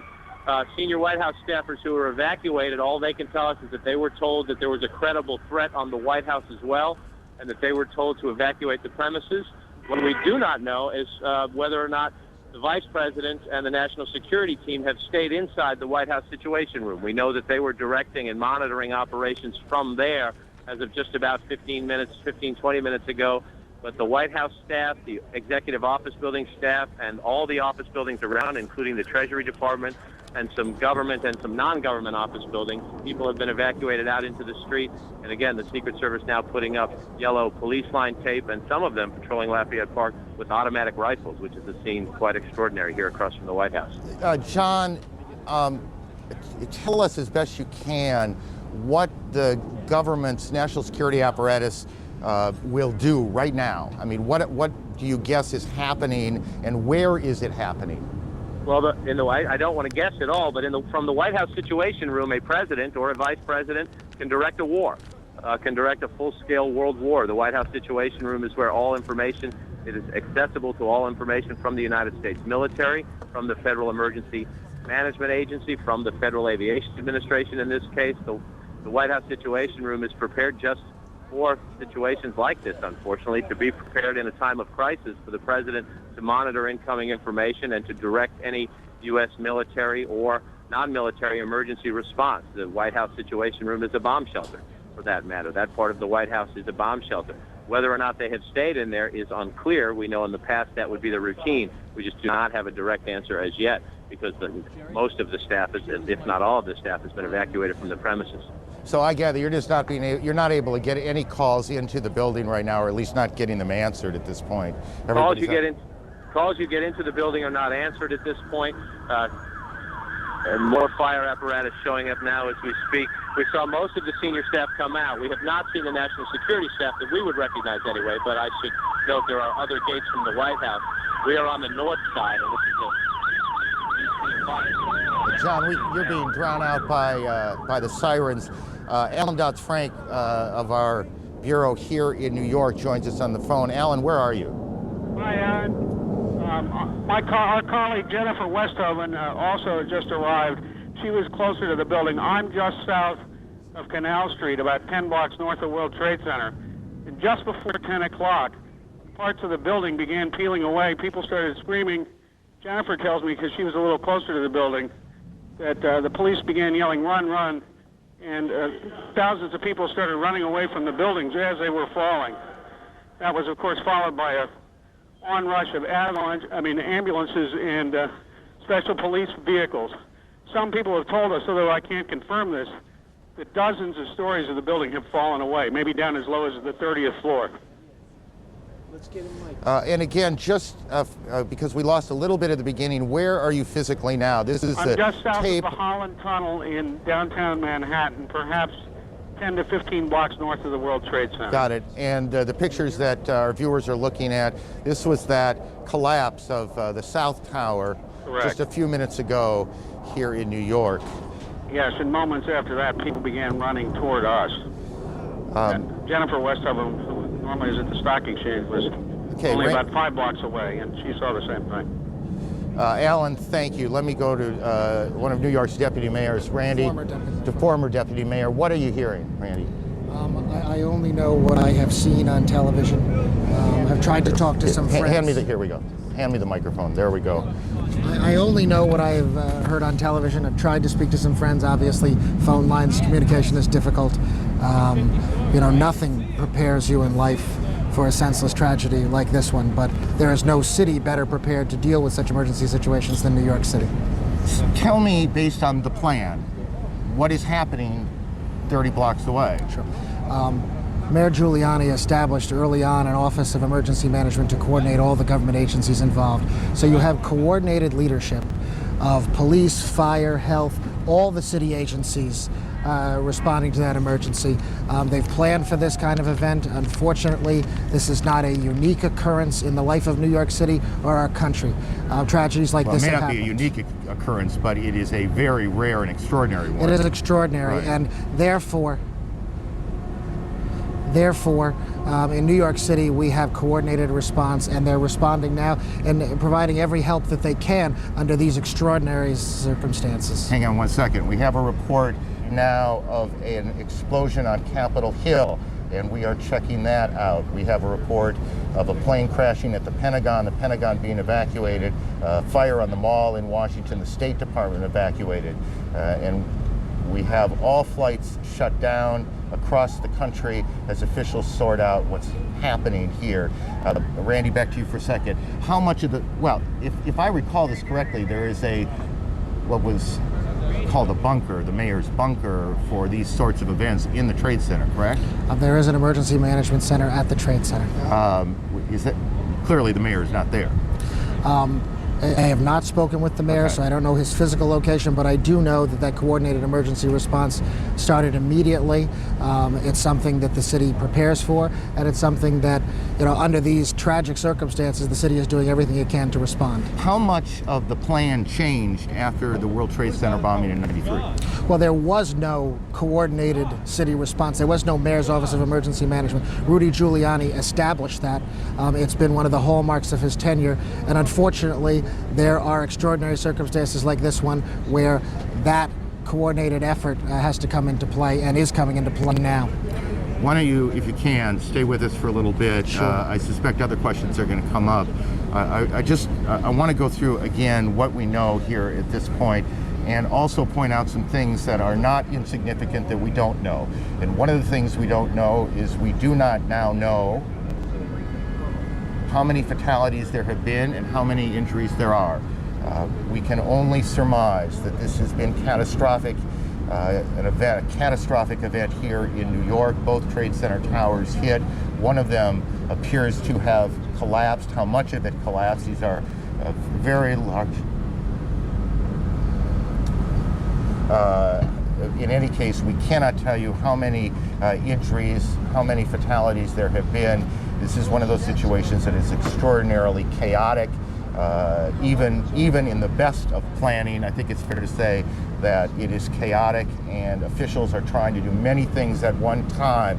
We have on the phone a pilot who witnessed these planes crashing in to the World Trade Center. Sir, can you tell me your name? John, can you hear me? Yes, I can. John, tell me what you saw. This morning we were at Midtown Manhattan in a 31st floor of a building facing south. We saw a 767 flying low down the center of Manhattan Island heading towards downtown Manhattan. At about maybe 20 blocks north of the World Trade Center, we saw the plane veer to the left and fly directly into the north side of the South Tower. So this was the second plane that hit the tower, correct? No, this was the first plane. Got it. John, this was the 767. Got it. John, hang on. Kate Snow's on Capitol Hill. Kate, what can you tell us about the events there? Well, I'm a couple of blocks away from the Capitol right now. I can tell you that about a half hour ago, the Capitol building itself was evacuated. It was a little bit chaotic. Everyone was running out of the building. People ran a couple of blocks away. We have now been pushed back by security. We're within 2 blocks of the Capitol. I did see myself a plane about a half hour ago circling over the Capitol. Now, whether that may have been an Air Force, a U.S. plane, it's unclear. But that seemed to be the reason, according to security guards that I talked with, for the evacuation of the Capitol. They had seen something or heard something suspicious. They've evacuated the Capitol and the surrounding buildings, the office buildings, at least on the House side, which is where I'm standing. There are 3 House office buildings. Those have also been evacuated. We're seeing members of Congress are walking by us here on the sidewalk. I can also, go ahead. Kate, I'm sorry, and if you've said this, I apologize, and I apologize to viewers too. Was there, to your knowledge, an explosion at the Capitol? No, sir, there was not. I can see the Capitol from here. Everything looks to be fine. There was, however, Aaron, a sound about 5 minutes ago that sounded like some sort of explosion. Now, everything's in close proximity here in Washington. It could be that may have been something that happened at the Pentagon. We're not very clear on that. But we did hear a sound. We heard something that sounded like a loud boom about 5 minutes ago. And Kate, you are again, how far away from the Capitol building itself? I'm standing on Pennsylvania Avenue, which is a main artery in Washington, D.C., and I'm about 2 blocks away from the Capitol. I did just see a spokesperson, by the way, for the Speaker of the House, Mr. Hastert, Dennis Hastert, who tells me that Mr. Hastert and other leaders have been evacuated into what he called a secure location. It's not clear where exactly they are, but they've been put somewhere secure. And because we can't see it at this point, just give me a sense of what it looks like there. Are there many, many people on the street? The sidewalks, people are calm. I think most people don't really know what's going on. Most people haven't been watching the news.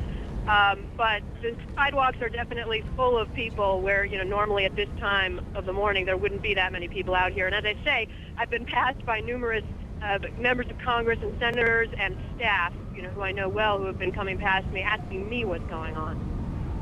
Kate, why don't you hang around here and continue to report on that. Let me just, again, for those viewers who are joining us at about 20 minutes past 10 o'clock Eastern Daylight Time, let me just briefly recap. Attacks on two American cities, New York and the capital in Washington.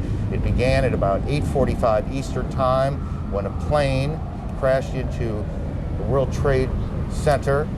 That building, that was the building hit first. And then about a half an hour later, a second plane, and I'm not sure if we have the tape available. If we do, we'll show it to you. You can see the second plane coming in from the right side of your screen, going into the tower itself. This is an extraordinary and troubling piece of tape. The Justice Department is now being evacuated. The second attack on the Trade Center occurred about a half an hour or so after the first one. We have a report, CNN has been told, that an American Airlines 767 jet was hijacked out of Boston today. We don't know which of those two planes hit the tower the second time. In the last 10 minutes or so, the South Tower, or at least a portion of the South Tower, has collapsed.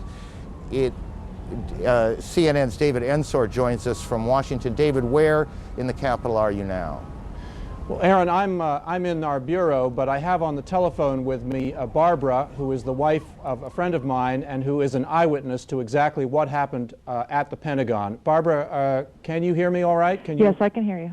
Well, what exactly did you see? Let's look at the Pentagon now as you describe what exactly happened at the Pentagon this morning. As we were driving into town on 395, there was an exit. We were trying to get off the exit for the Memorial Bridge. Off to the left-hand side was a commercial plane that came in and was coming too fast and too low. And the next thing we saw was it go down below the side of the road, and we just saw the fire that came up after that. How large was the explosion? It was large. Was there sound as well? That I can't verify because the windows were up in the vehicle. Was it clear to you what had happened? Yes, definitely. So you believe it was a commercial airliner that was hitting the Pentagon? Yes, and I'm not sure exactly where the Pentagon was in relationship to where the plane went down. But they are relatively close to one another. Whether it hit any part of that Pentagon, I'm not sure. How low was the plane? When it was coming down? Yeah. It was coming down on less than a 45-degree angle and coming down toward the side of the 395. And when it came down, it just missed the 395 and went down below it, and then you saw the boom, the fire come up from it. Were you able to see what kind of plane or what airline it belonged to? No, I did not see what kind of an airline. I just assumed because we were so close to the airport, it was coming into land. But it seemed awfully low to you? Yes, and fast. How big was the fireball? I'm spatially challenged at times, and it was pretty big. What did you think was happening? I know that hit the ground and exploded. Were you frightened yourself? Yes. Everybody stopped the cars, and we all got out of it and so forth. Right. Well, thank you very much. Thank you. Appreciate you talking to us. Aaron, back to you. David, thank you. CNN's David Ensor in Washington. CNN's Brian Palmer joins us on the phone from here in Manhattan. Brian, why don't you begin by telling me where you are? We are in front of the criminal courthouse after being pushed north slightly. We watched one of the towers of the World Trade Center disappear from the skyline. It basically folded into itself in a plume of gray smoke. A crowd of thousands of people dashed up Broadway, followed by emergency services personnel. That's all we know now. We're watching the plume of smoke and debris just sort of waft across lower Manhattan, and people are lining up at this payphone behind me trying to find out whether their relatives are safe. Let me just briefly go to Randy. Randy, just look out there and tell me what you're thinking when you see what now appears that at least part of one of the landmark buildings in this city, one of the most recognizable buildings in the country, is gone. the kind of moment you hope will never come. When you have been in government, when you care as much about this city and this country as a mayor like Rudy Giuliani does, it's a moment you pray will never come, and you pray for the families of anyone affected by this tragedy.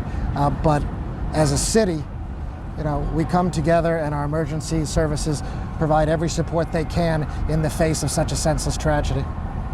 It is an unbelievable scene as Incredible. You look down. I mean, we stand here at some point every day looking out at this city this time of year. It's extraordinarily pretty, and you see those two buildings high above Lower Manhattan, and you look out there today and you see this gaping hole in one of them, these plumes of smoke that continue to pour from the scene, and you know that there's nothing behind. That second tower, or at least parts of it, are gone. We join now one of our affiliates, WNYW, and their coverage here in New York.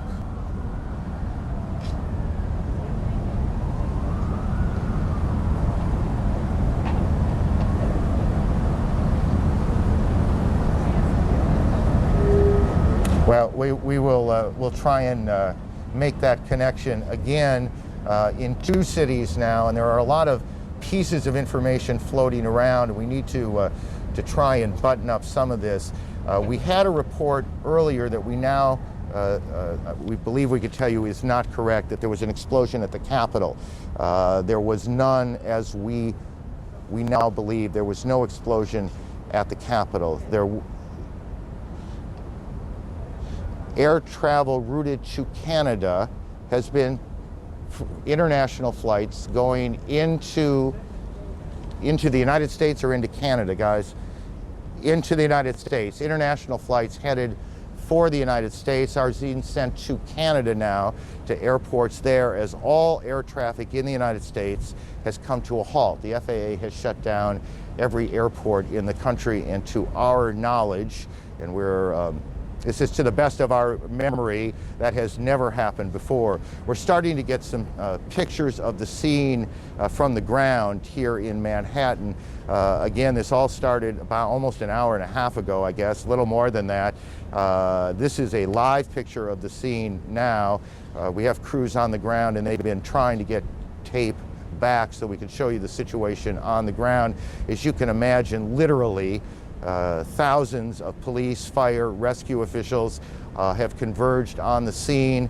There are, and we don't know how many, injured to be tended to be taken to hospitals, and we continue to check hospitals to find out how many, the extent of injuries. We do not yet know how many fatalities. I've never heard of that outfit before either, but there is the scene. This is tape now from WABC here in New York.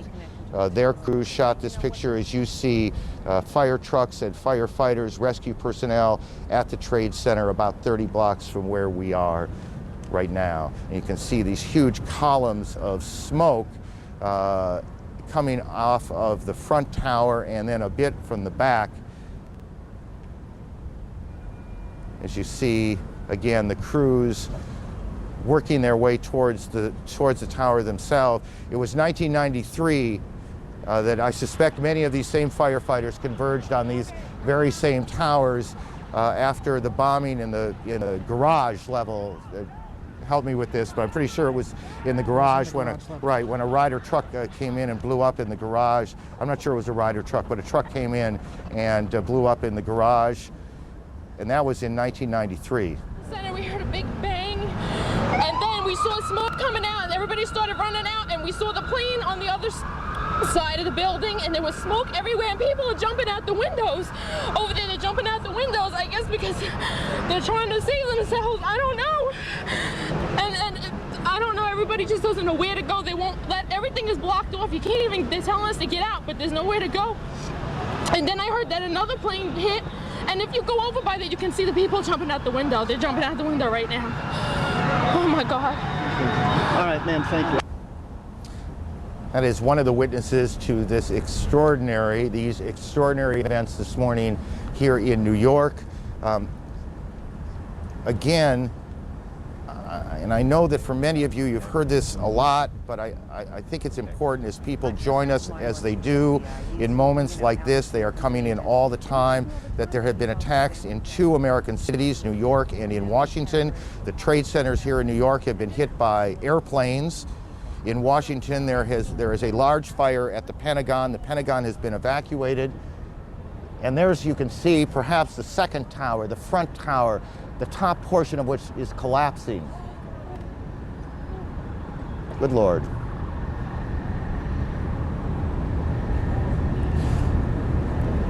There are no words.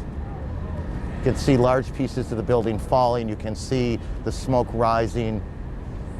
You can see a portion of the side of the building now just being covered on the right side as I look at it, covered in smoke. This is just a horrific scene and a horrific moment. The president, who is in Florida today, is en route back to the White House. He took off a short time ago. The White House itself has been evacuated on the basis of what the Secret Service says was a credible threat on the mansion itself. We believe now that we can say that portions of both towers of the World Trade Center have collapsed. Whether there were second explosions, that is to say explosions other than the planes hitting them, that caused this to happen, we cannot tell you. Rose Arce, one of our CNN producers, is on the phone. Rose, what do you got? I'm about a block away, and there were several people that were hanging out the windows right below where the plane crashed, when suddenly you saw the top of the building start to shake, and people began leaping from the windows in the north side of the building. You saw 2 people at first plummet, and then a third one, and then the entire top of the building just blew up, and splinters of debris are falling on the street. Where I am right now, there's a thick plume of smoke, and you can see crowds of people, including emergency service workers and police officers, running from the scene, screaming, and there's a school nearby where there were kids in the schoolyard. That has been emptied out, and they're running up the street now, too. The whole sort of the neighborhood, I'd say several blocks up, is covered by this almost powdery smoke, little tiny pieces of building you can see just floating in the wind around it. It's almost like a huge cloud had kind of enveloped that part of lower Manhattan. It is just one of those awful moments that you need to look at for a minute or two to absorb exactly what has happened. 2 of the most recognizable buildings in the city of New York have been attacked, and both of them appear to have collapsed, at least in part.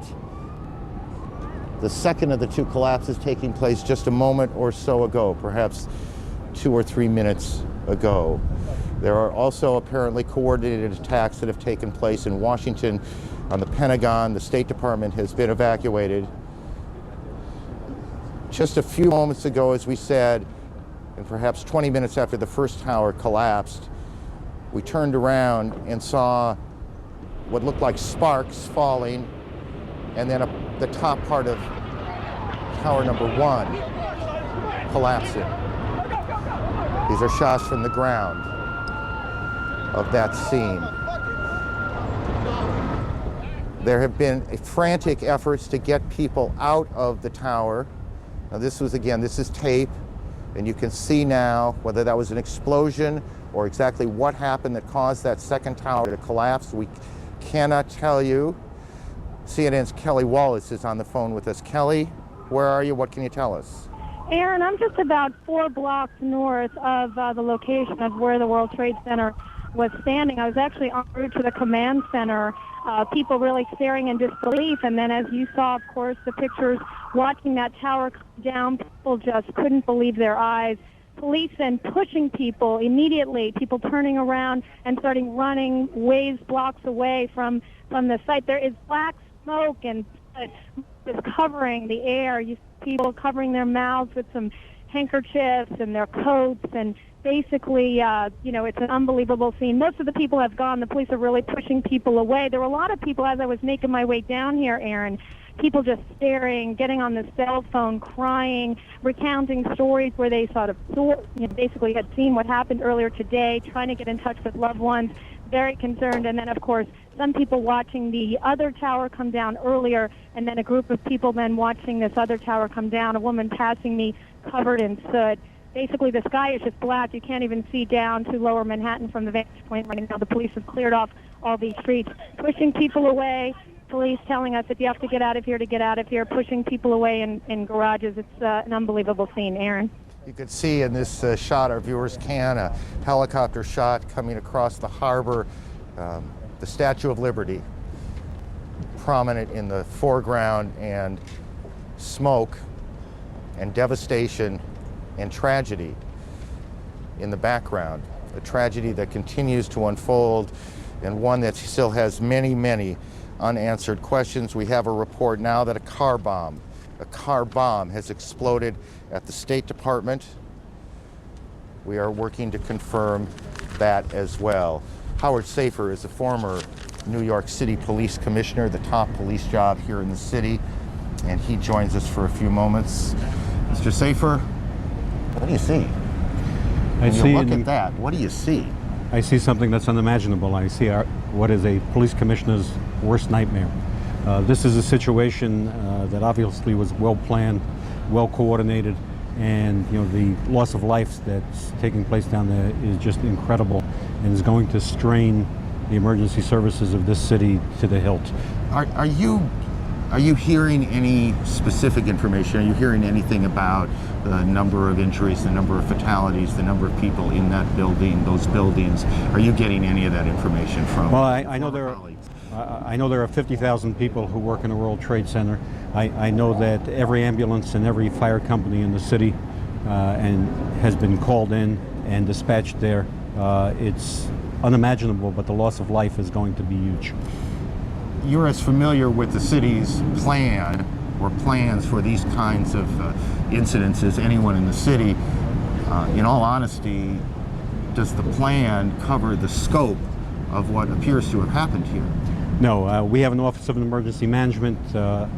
The plans for responding to a disaster are probably as good as any in the world, but nobody ever would contemplate that we would lose the two World Trade Centers and in this manner.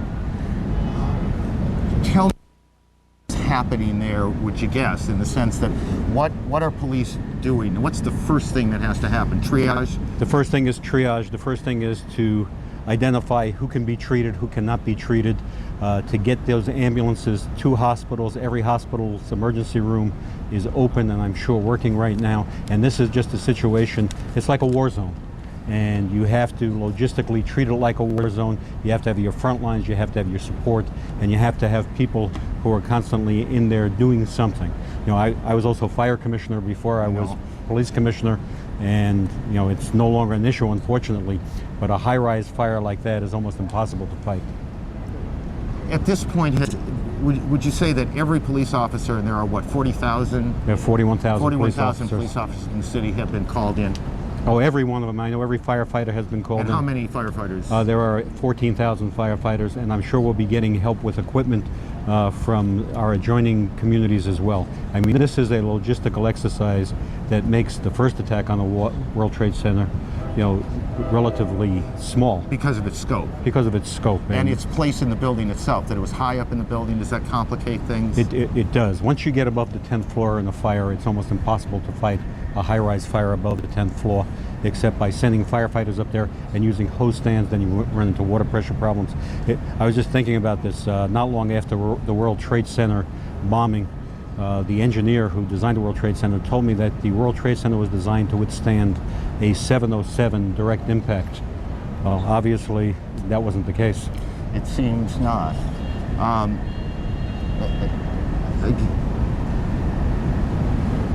We are getting reports, and we are getting lots of reports, and we want to be careful to tell you when we have confirmed them and not.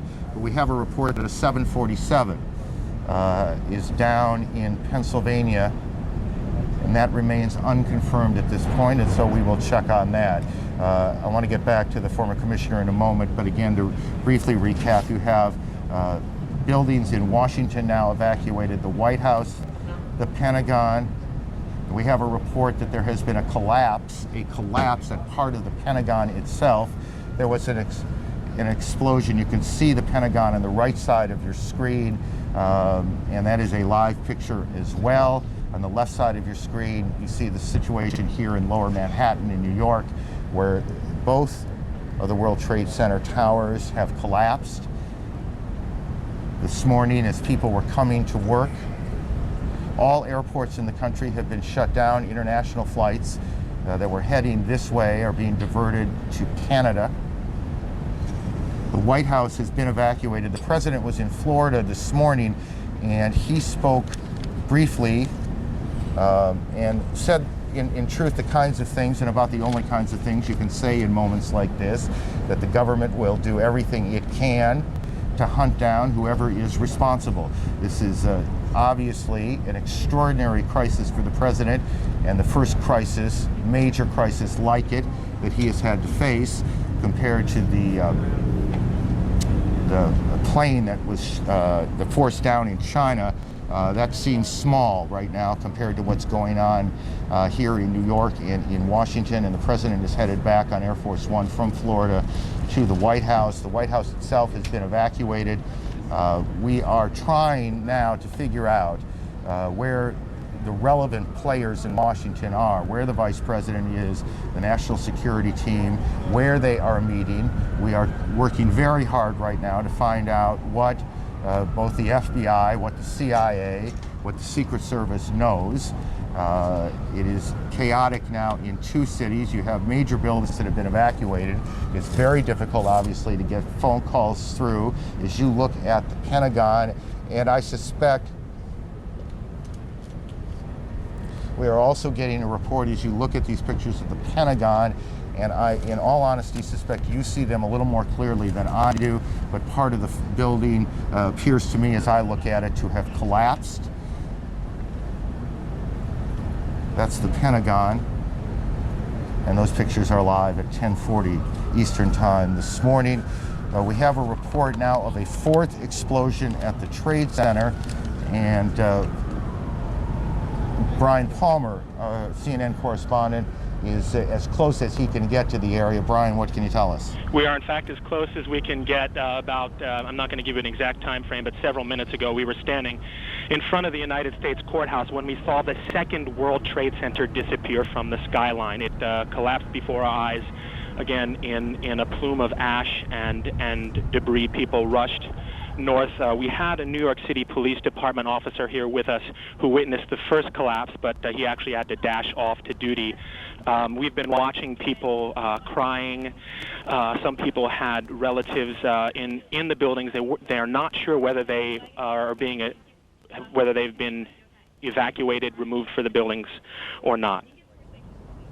Was there, Brian, did it sound like there was an explosion before the second collapse, or was the noise the collapse itself? Well, from our distance, I was not able to distinguish between an explosion and the collapse. We were several hundred yards away, but we clearly saw the building come down. I heard your report of a 4th explosion. I can't confirm that, but we heard some boom, and then the building fold in on itself. We are told, Brian, hang on, we're told that the Secretary of Defense is being evacuated from the Pentagon. The Pentagon, portion of the Pentagon has collapsed after, and I'm not precisely sure on this, and I want to tell you when I'm not precisely sure, but apparently a plane or helicopter hit part of the Pentagon itself. As you take a look at the pictures there, I must say every time we hear a plane coming up overhead, it gets a little nervous where we are. Whatever is happening and whoever is responsible, we have no way of knowing if it's played out yet or if it's just going on. So every time we hear a plane go by, we wonder what the situation is and where it is headed. We're told by a person here, they believe that is a fighter jet. Federal office buildings around the country, is that correct? All over the country have been closed, or just in Washington? Well, we were not allowed into the federal courthouse here, where CNN maintains a workspace. The officers just said we're not allowing you in. I think that's a security precaution. Got it. Stay with me a little bit. All federal office buildings now, all federal office buildings in Washington, D.C. are being evacuated as we speak to you now. There are a variety of reports, and it's important to try and put this in some kind of order, but the most important things to tell you if you're just joined in is that what has all the makings of an extraordinarily well-planned terrorist attack on both Washington and New York has taken place this morning. The trade centers here in New York, the 2 World Trade Center towers have collapsed after being hit by a plane. Maria Hinojosa joins us on the phone. She is in New York, down near the building. Maria, what can you tell us? Well, I'm actually at St. Vincent's Hospital right now, where at about 40 to 45 minutes after the first explosion, they started seeing patients here. What I'm hearing, and I have not been in the ER yet, is that they have at least 100 patients or more, that several of those people were dealing with issues of smoke inhalation, many of them throwing up, that there were several people who went directly to the operating room who are in very critical condition. Outside the hospital, people are coming in trying to help, to donate blood. Essentially, everybody here at this hospital is in a state of shock. And I walked into the testing area, and the women here who usually just draw blood are also extraordinarily moved and shocked. They're moving in and out of the emergency room to try to help as many people as possible.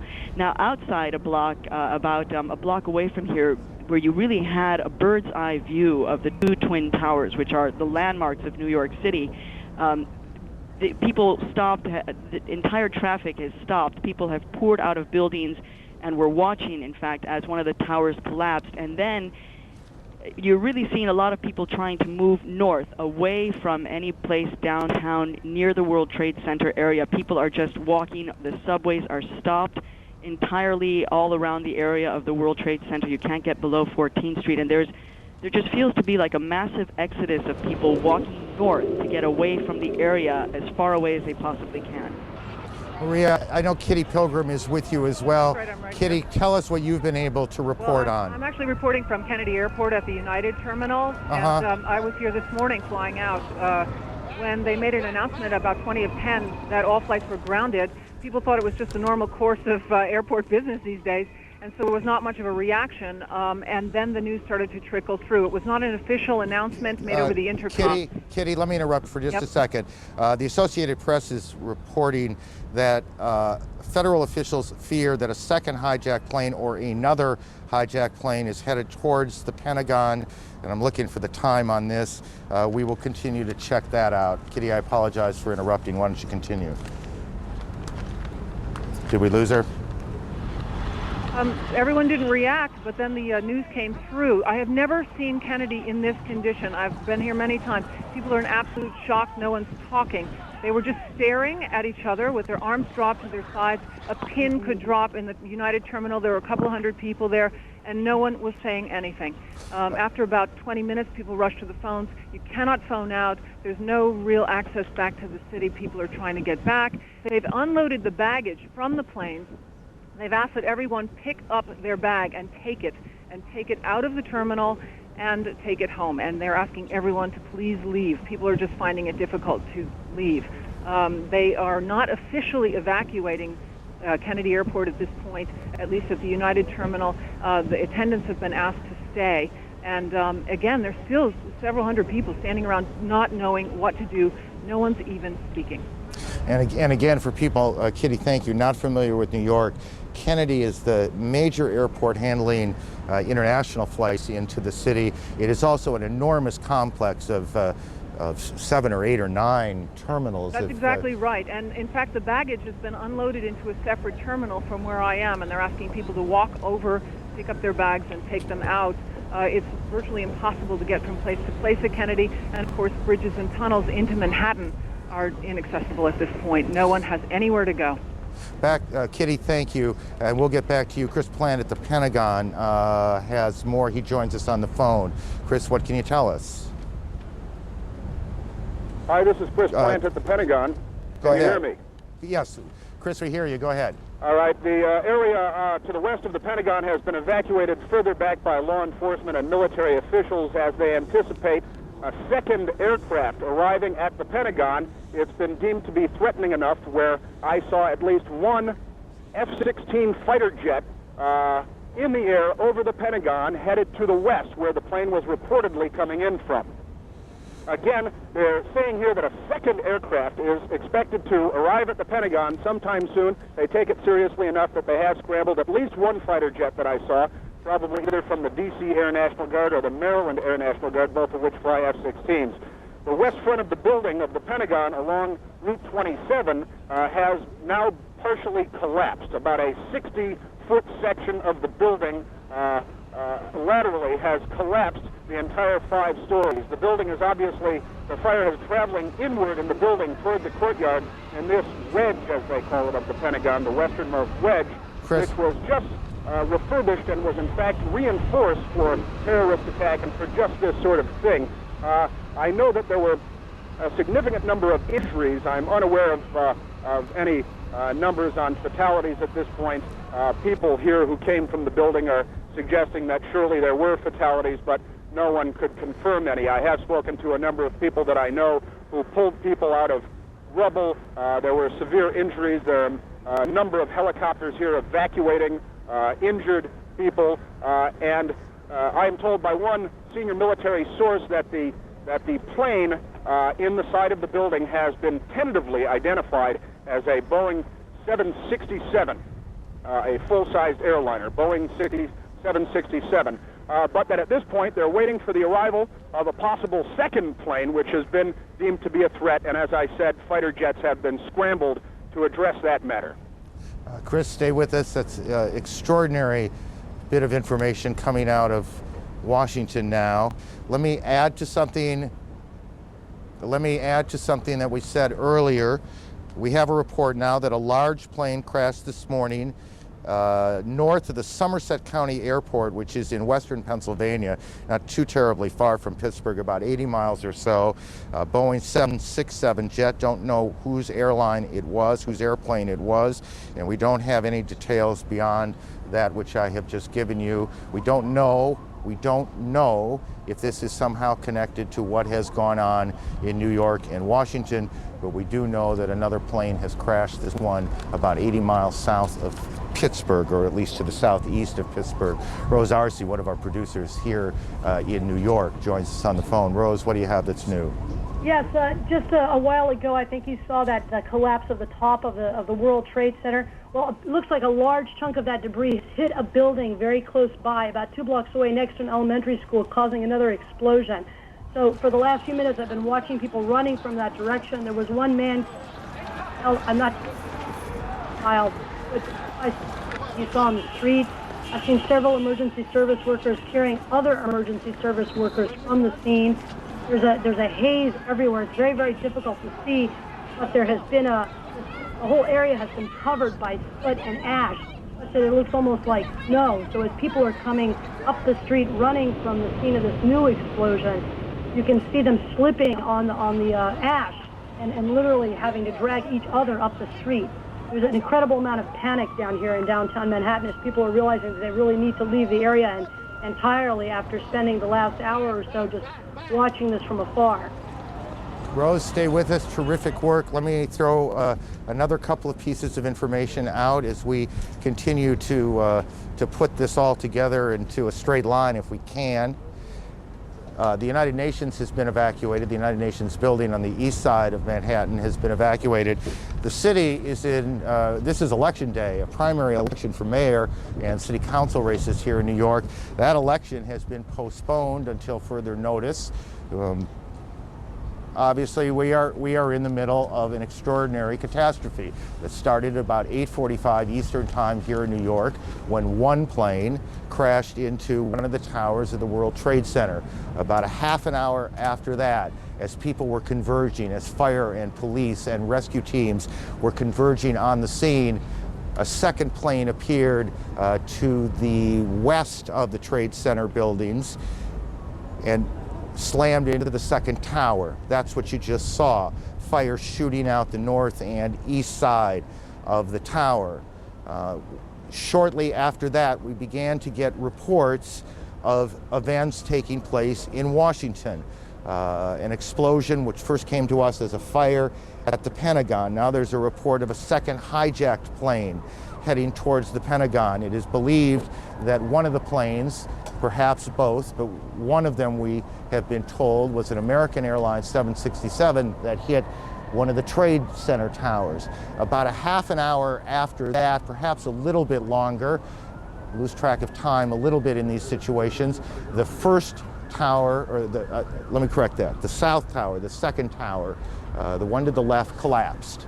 It collapsed in a cascade of smoke and spark, and what we cannot tell you is if there was a second explosion that caused that collapse, or if it was simply, that's the first one, that's the south tower collapsing, and that was about a half hour, give or take, after the planes hit the tower. Then shortly after that, just as the smoke was starting to clear away, the second tower, and that's what you're looking at now. Again, this was not very long ago, 10, 15 minutes ago.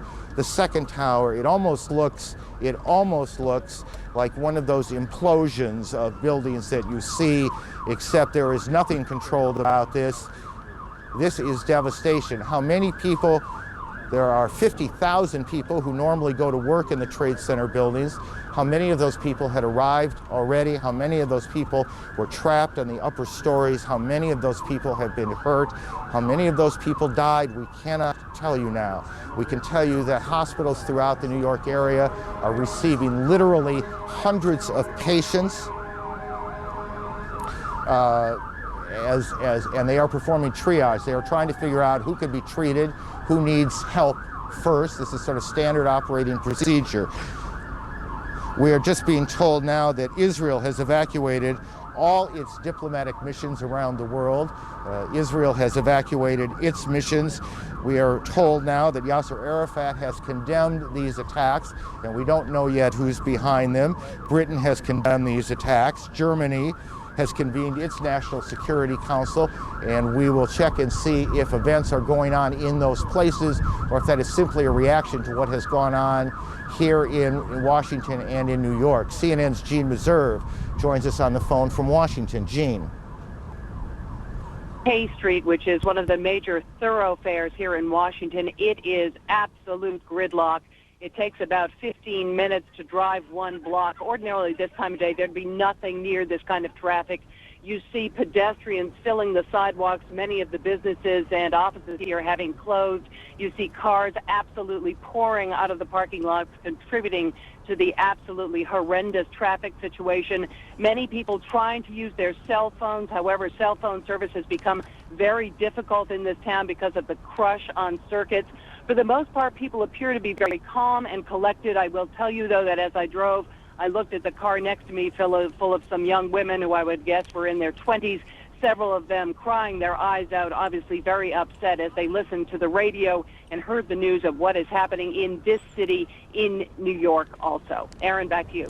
Gene, thanks. Gene Meserve in Washington this morning as she and the rest of the organization continues to gather what facts we can, what facts are available in the wake of the extraordinary chaos that has followed this extraordinarily horrendous terrorist attack. American Airlines, we are told, one of the planes involved in this was a hijacked American Airlines 767 out of Logan Airport in Boston.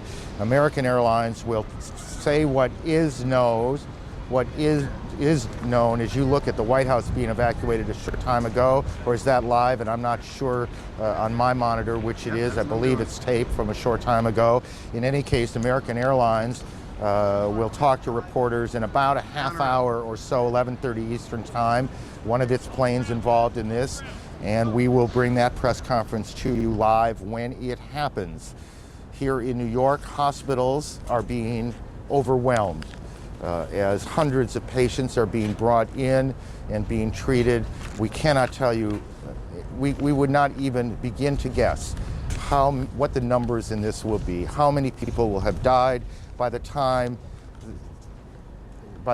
this day is over, how many injuries have taken place in both Washington and New York. But as former police commissioner Howard Safer told us a few moments ago, obviously the numbers are going to be extraordinary.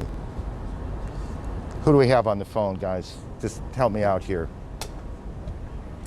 Patty, are you there? Yes, I am here. What do you got? About an hour ago, I was on the corner of Broadway and Park Place. That's about 1,000 yards from the World Trade Center when the first tower collapsed. It was a massive explosion. At the time, the police were trying desperately to evacuate people from the area. When that explosion occurred, it was like the scene out of a horror film. People started stampeding away from it. Patty, I'm going to interrupt you for a second. We told you there was a second plane that went down, this one around 80 miles or so southeast of Pittsburgh. We'll try now to connect with KDKA TV in Pittsburgh.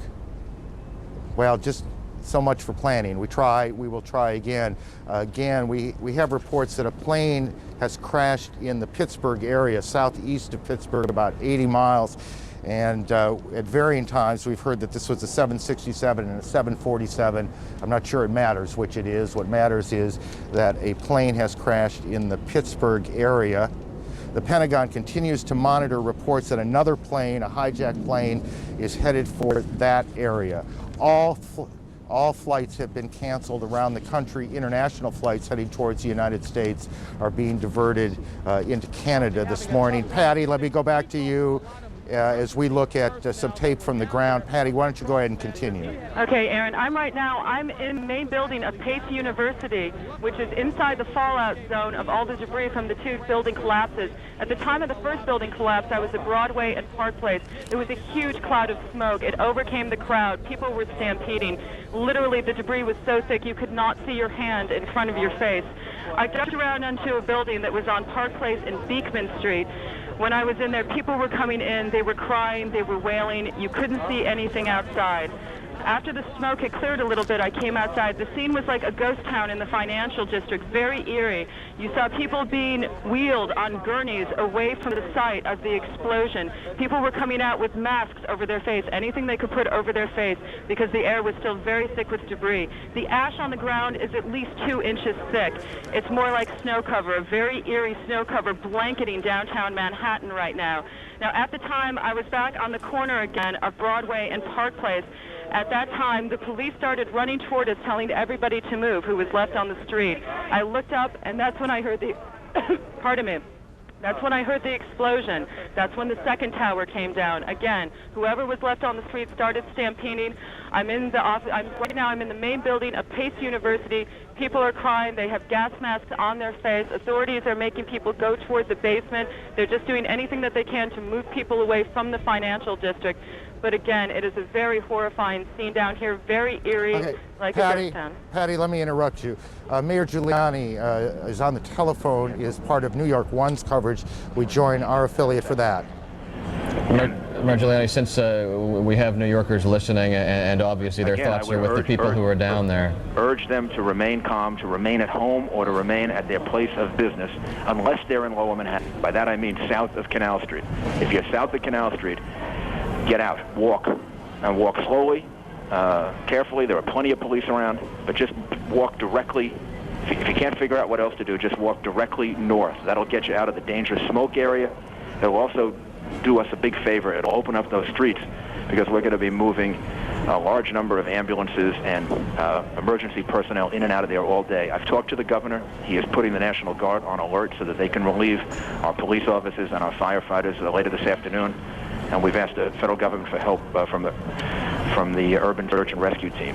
So right now, we're using all of our police and firefighters and emergency personnel to help the people down there. Later on, we're probably going to need reinforcements.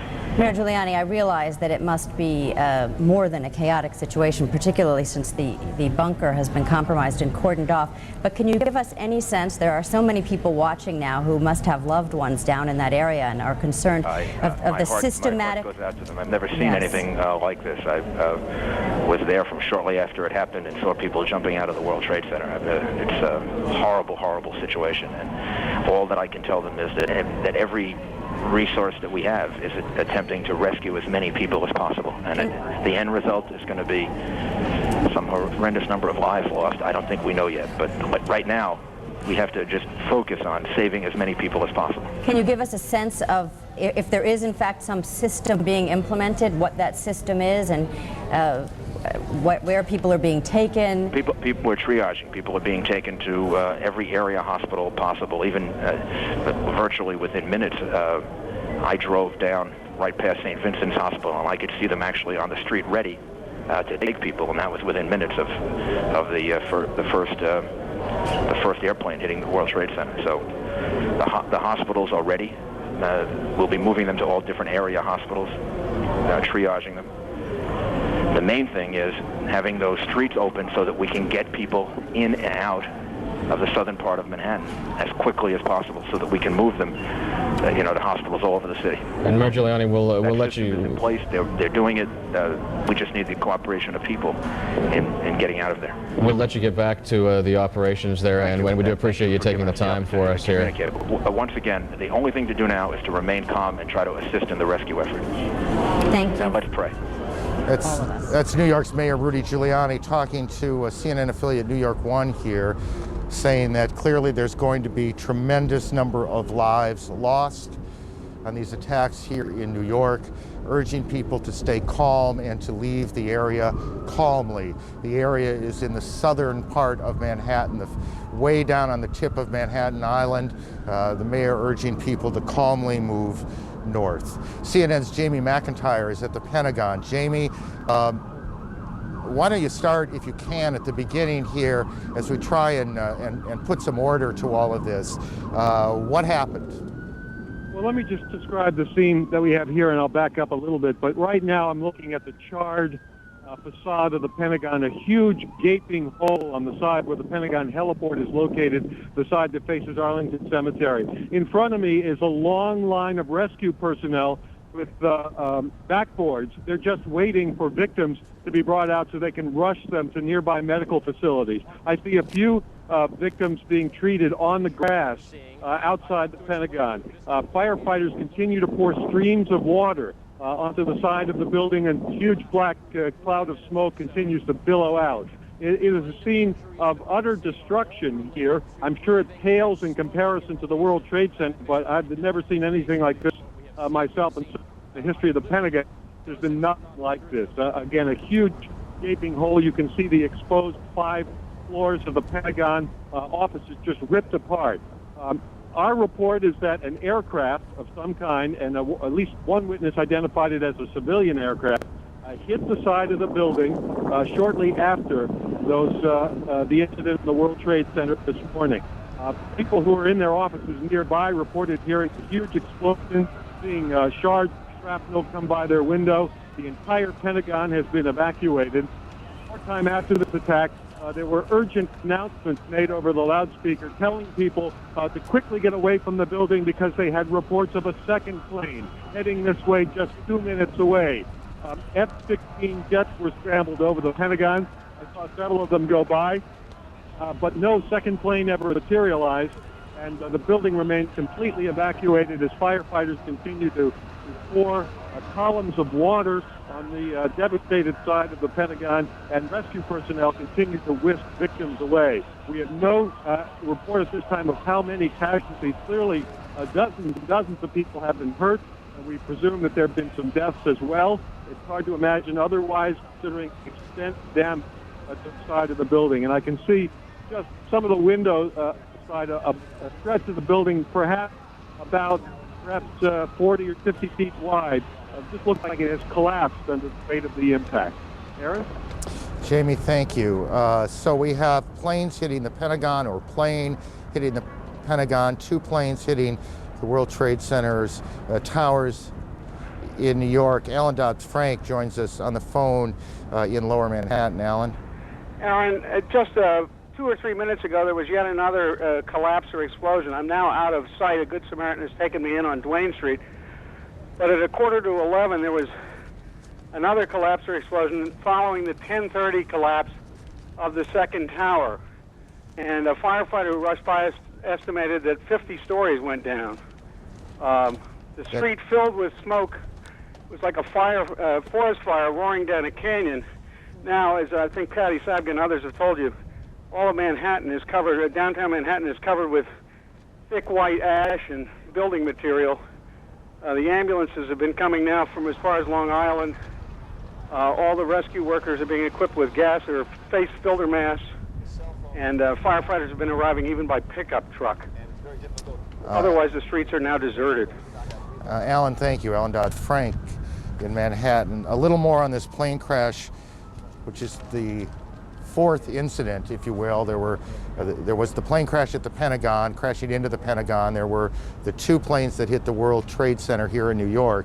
And we don't know whether this fourth one is related or not, but the report is that a 747 en route from Chicago to New York City crashed in Somerset County, Pennsylvania, about 80 miles to the southeast of Pittsburgh, Pennsylvania.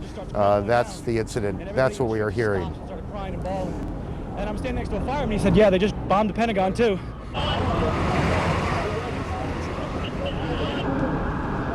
Our colleague, Jeff Green, well, we have a little more sound here from witnesses. I'm with the fire alarm company. The doorman goes to me, wow, I never seen a plane flying so low. And we looked out at it, all of a sudden, boom, it seemed like it wasn't even real. And we came running over here closer to the place, and all of a sudden we saw the other explosion. I don't know.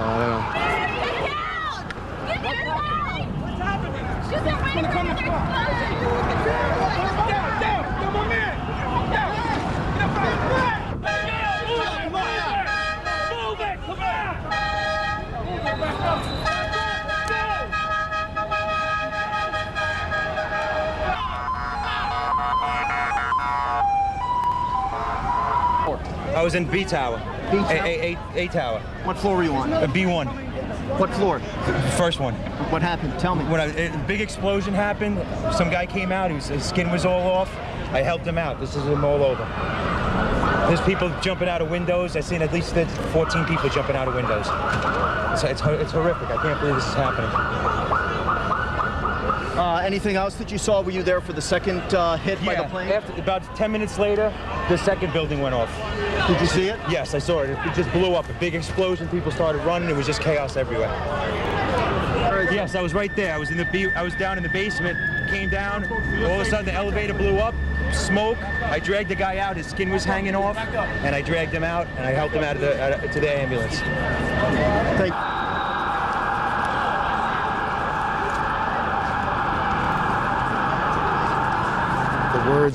The words of some of the witnesses here in Manhattan this morning, and the pictures of what will, I suspect, before this is over, go down as one of the most horrific days in our lifetime. We're joined by our colleague, CNN's Jeff Greenfield. Aaron, you know what?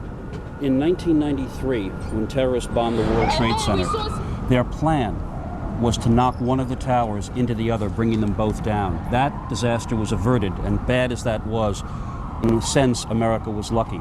Another terrorist attack in the planning was interrupted to blow up the Lincoln Tunnel and submerge dozens, maybe hundreds of people. At the eve of the millennium, a suspected terrorist, was intercepted, you remember, at the Canadian border on his way to Seattle. And I know that not so long ago, former President Clinton, in a private talk to a group, ruminated on how lucky the United States has been over the years with the combination of luck and the skill of anti-terrorist people to avoid such things. What we are seeing now is nothing less than the worst nightmare that one could imagine come to life, probably worse than anyone could have imagined.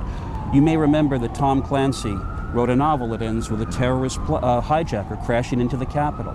The worst act of terrorist violence on American soil, the Oklahoma City bombing, killed fewer than 200 people. All we know today is that tens of thousands of people worked in that complex that has been destroyed. And I hate to say it this way, but this may be the day that America's luck ran out. Well, it is hard, isn't it? I mean, you look out here and you see the Statue of Liberty to the right and these buildings off to the left. The attacks on Washington. We don't know a lot about who's behind this or what this is all about, but the symbolism of these attacks is extraordinary. CNN's David Ensor is in Washington, and he joins us. David? Aaron, I'm talking to U.S. officials who are obviously working on who is responsible for this. Their working thesis is that this is overseas terrorism, not domestic. They say they cannot rule out additional attacks yet to come. In terms of claims of responsibility so far, there is an Agence France Presse report in which a group with the word Palestine in the name claims responsibility.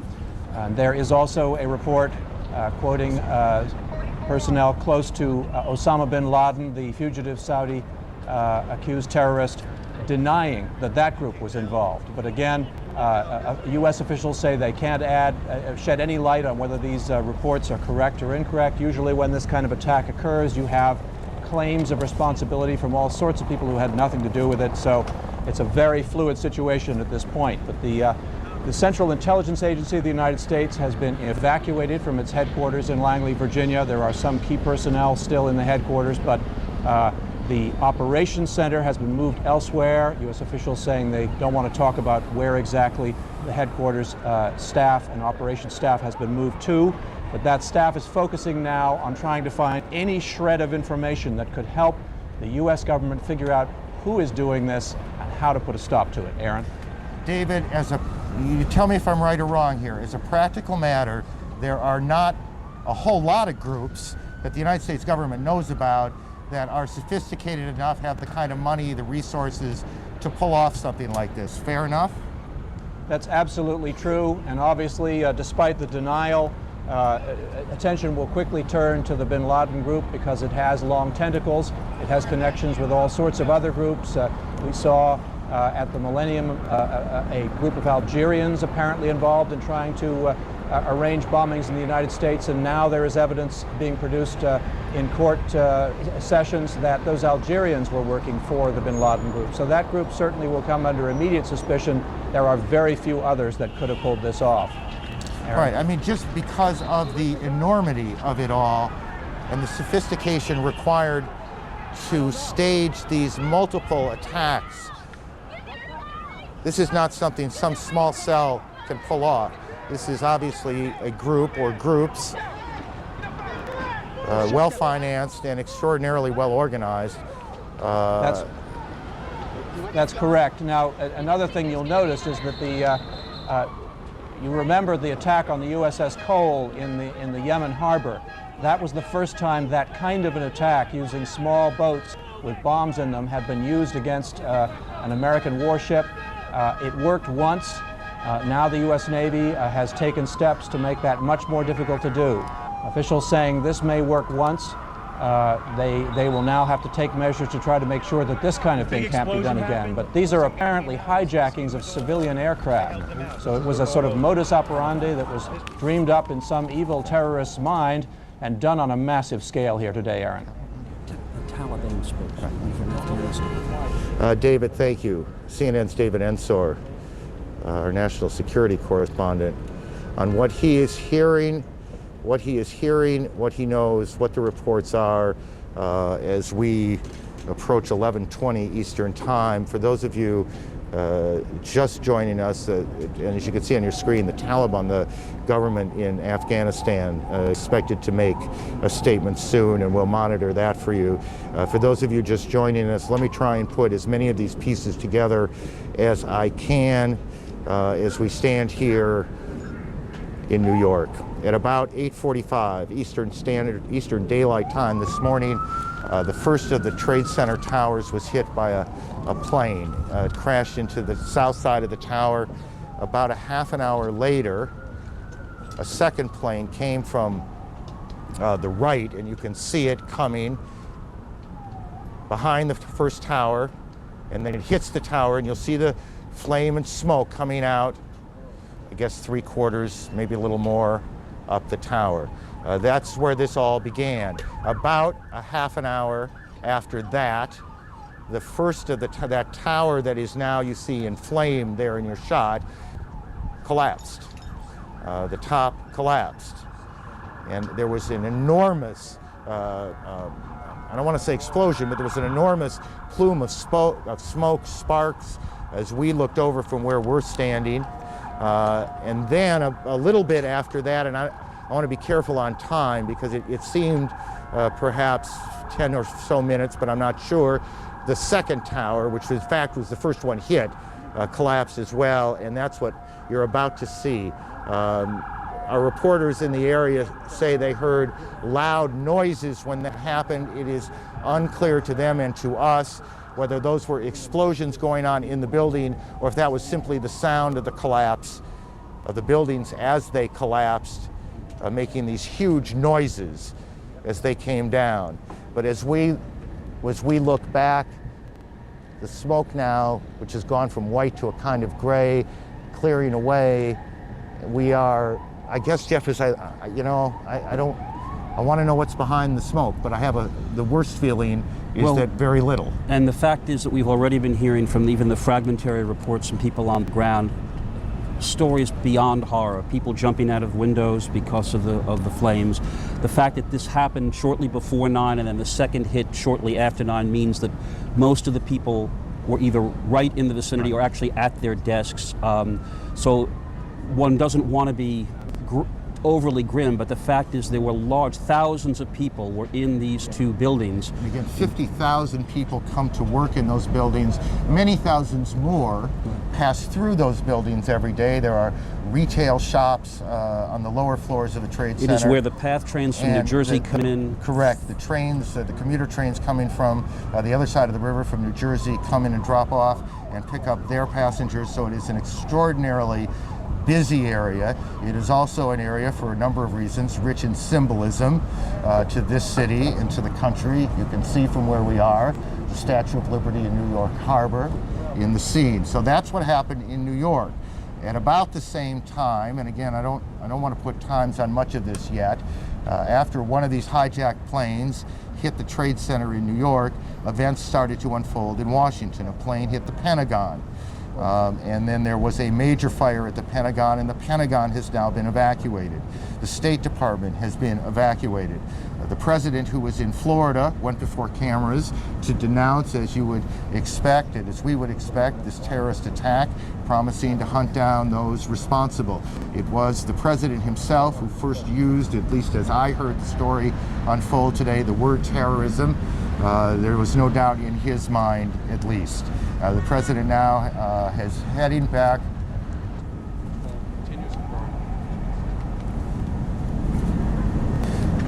We are now getting a report from that American Airlines says that one of its flights, a flight from Boston to, I believe, Los Angeles, correct me guys if I'm wrong, is down, or at least they've lost contact with it. 81 people on board. This would be the second of American Airlines flights to have been involved, presumably, in this event. Another flight, this one from Dulles to Los Angeles, is down with 54 passengers on board. So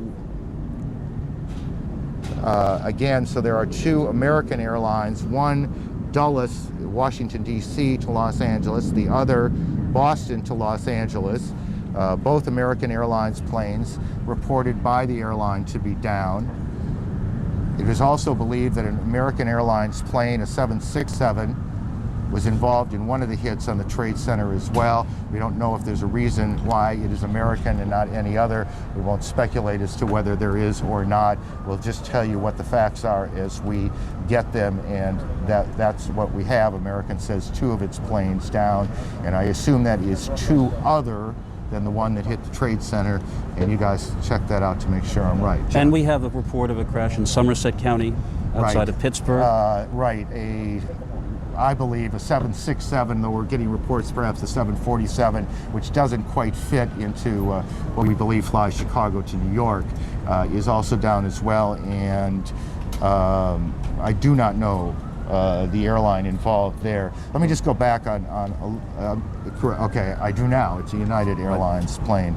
So we have a number of planes down, a number of planes involved in these attacks. The Boston to Atlanta, if I'm reading the notes correctly, had an American 767 with 81 passengers on board, 9 flight attendants, 2 pilots. Flight 11. Reported down. That's American Airlines Flight 11. And American Airlines Flight 77 which is a 757 jetliner, Dulles Airport outside of Washington to Los Angeles International, with 58 passengers on board, 4 flight attendants, 2 pilots also reported down. And then there is this United Airlines jet which crashed about 80 miles to the southeast of Pittsburgh. We should also mention, I think, Aaron, that inevitably some of these early fragmentary reports are going to be needing correction, and that will be done as soon as possible. We had a report of a second hijacked plane on the way to Washington.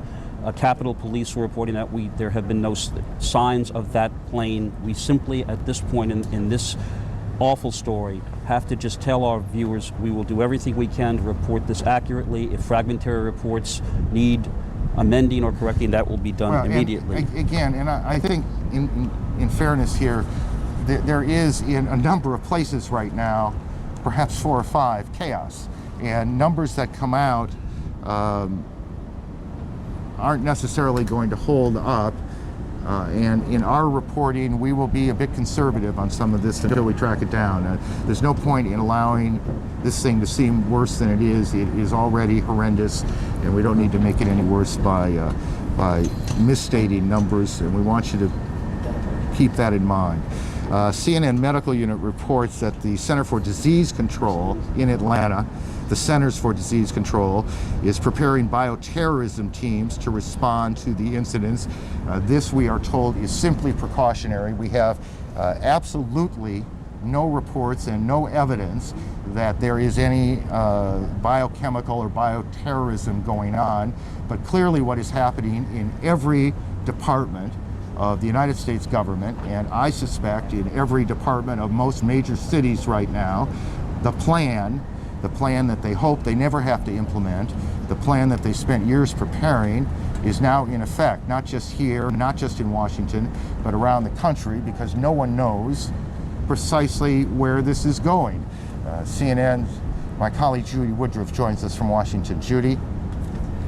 Aaron, we've been watching this here in the Washington Bureau. I'm in the studio now, just a few blocks from the Capitol, from the United States Capitol, and the first thing I want to tell you is that everyone, I'm sure, on their minds is God rest the souls of those who've lost their lives this morning in New York, in Washington, near Pittsburgh, in Pennsylvania. It is just a story for which there are no words to describe. Here in Washington, we are keeping a very close watch on the Pentagon. You've been reporting, Aaron, and other CNN correspondents. A plane evidently crashed, a commercial jetliner crashed into the Pentagon earlier this morning. Approximately 60-foot section of this building, which is, of course, the headquarters of all the military for the United States, was on fire as a result of this crash, and then collapsed. These are some of the pictures we've been bringing our audience from the Pentagon. We've watched people being treated by first aid personnel there. We have no information yet on casualties, on the number of people who may have been hurt or may have died in this incident, although emergency personnel on the scene have said surely there have been casualties there. Elsewhere in Washington, every federal building has been evacuated or is in the process of being evacuated. I'm now told that United Airlines is now saying that flight, can you tell me the number of the flight? 93 has crashed in Pennsylvania. Now, a flight from Newark, New Jersey to San Francisco. Now, we don't know if this is the same airplane that Aaron was reporting a little earlier crashed in Somerset County near Pittsburgh. Aaron had reported that some minutes ago, and now we are getting a confirmation from United Airlines that its flight United 93 on the way to San Francisco has crashed. So we now have at least 2 commercial airline companies in the United States. American Airlines reporting 2 of its passenger jets down, one flight Dulles in Washington to Los Angeles, and then another flight from Boston to Los Angeles down, and now we have United Airlines reporting at least 1 airline or airliner down with concern about another one. So the pieces of this story continue to come together. I have to say, in my 30 years as a journalist, I have never seen anything like this, never covered a story of the dimensions of this, and I'm sure it's safe to say that's the case for my colleague Aaron Brown and for any one of the other many correspondents, producers and others with CNN and our colleagues at the other news networks. And I would just remind you that CNN right now has producers, correspondents all around the world who are watching for any more information that we can bring you at this point. As Aaron and Jeff Greenfield have been saying in the last few minutes, everything we have right now is fragmentary. We are simply reporting to you what we are learning from police, from the federal government, from the CIA, from David Ensor, from our other correspondents. And I'm now told that former U.S. Army Commander General Wesley Clark is joining us on the telephone. Former commander of NATO, the North Atlantic Treaty Organization, is joining us from Little Rock, Arkansas. General Clark, from your knowledge of the military, you know the Pentagon. What are you thinking right now? Well, good morning, Judy. First of all, we've got to try to assess what's really happening, and as all of the news reports indicate, it's clearly a coordinated effort. It wasn't announced, and it hasn't been announced that it's over, and we don't know how it will finally conclude, so there's likely to be more trouble before all of this concludes. So we've got to protect the American people first. We've got to look after those who are injured. We've got to take precautionary measures to deal with future incidents, and I think all of that's underway with a lot of responsible action by people everywhere. The damage at the Pentagon is unclear from all the news reports that I've seen. The one report that said it crashed into the Army side of the building. There are command centers in various places of the Pentagon, and there are many other alternate command centers. So I don't think there's really any issue about the command and control of the United States Armed Forces. I'm sure that's very solid right now. General Clark, why do you say there's likely to be more trouble? Well, we're hearing still reports of aircraft that are out there. There's no way of knowing when all of the possible incidents have either taken place or been aborted by whoever it is that's behind this. And so we have to be ready for whatever might happen next.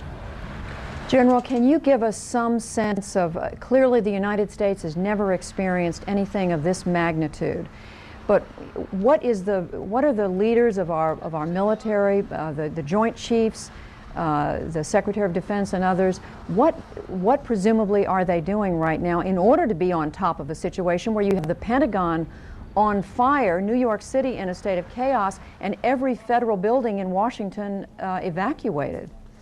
Well, first of all, we'll be trying to assess what happened. We'll be making sure that the protection posture of our bases worldwide and all of our units out there is raised so that we're able to protect our forces and our family members, and then we'll be looking to provide assistance to wherever such incidents might occur. Whatever military capabilities there will be that could be of use will be certainly made available to the other agencies of state, local, and federal government who are involved in trying to deal with these tragedies right now. Then beyond that, we'll be waiting for the information to come in about who may have been behind this, and we'll be looking at what measures can be taken to strike and prevent further actions or in punitive retaliation. Well, speaking of that, General Clark, wouldn't you agree there are very few of the terrorist groups, at least that we're familiar with, who would have the capability to pull off something this coordinated on this scale? I think that's exactly right. There's only one group that has ever indicated that it has this kind of ability, and that's Osama bin Laden's. So obviously that'll be the first suspicion. Clearly we are all in a state of shock, General Clark, but is it fair to say that you're not truly surprised by this, given what we've heard from that particular group? And again, we don't know who's behind this, but given what we do know? Well, there have been many threats made against the United States and threats of terrorism, and we know that the World Trade Center has been a target. We know that aircraft have been hijacked, and we know that car bombings are used in many places in the world, and there's no doubt that for a long time there have been groups who have tried to target the United States. Normally, many times we've gotten indications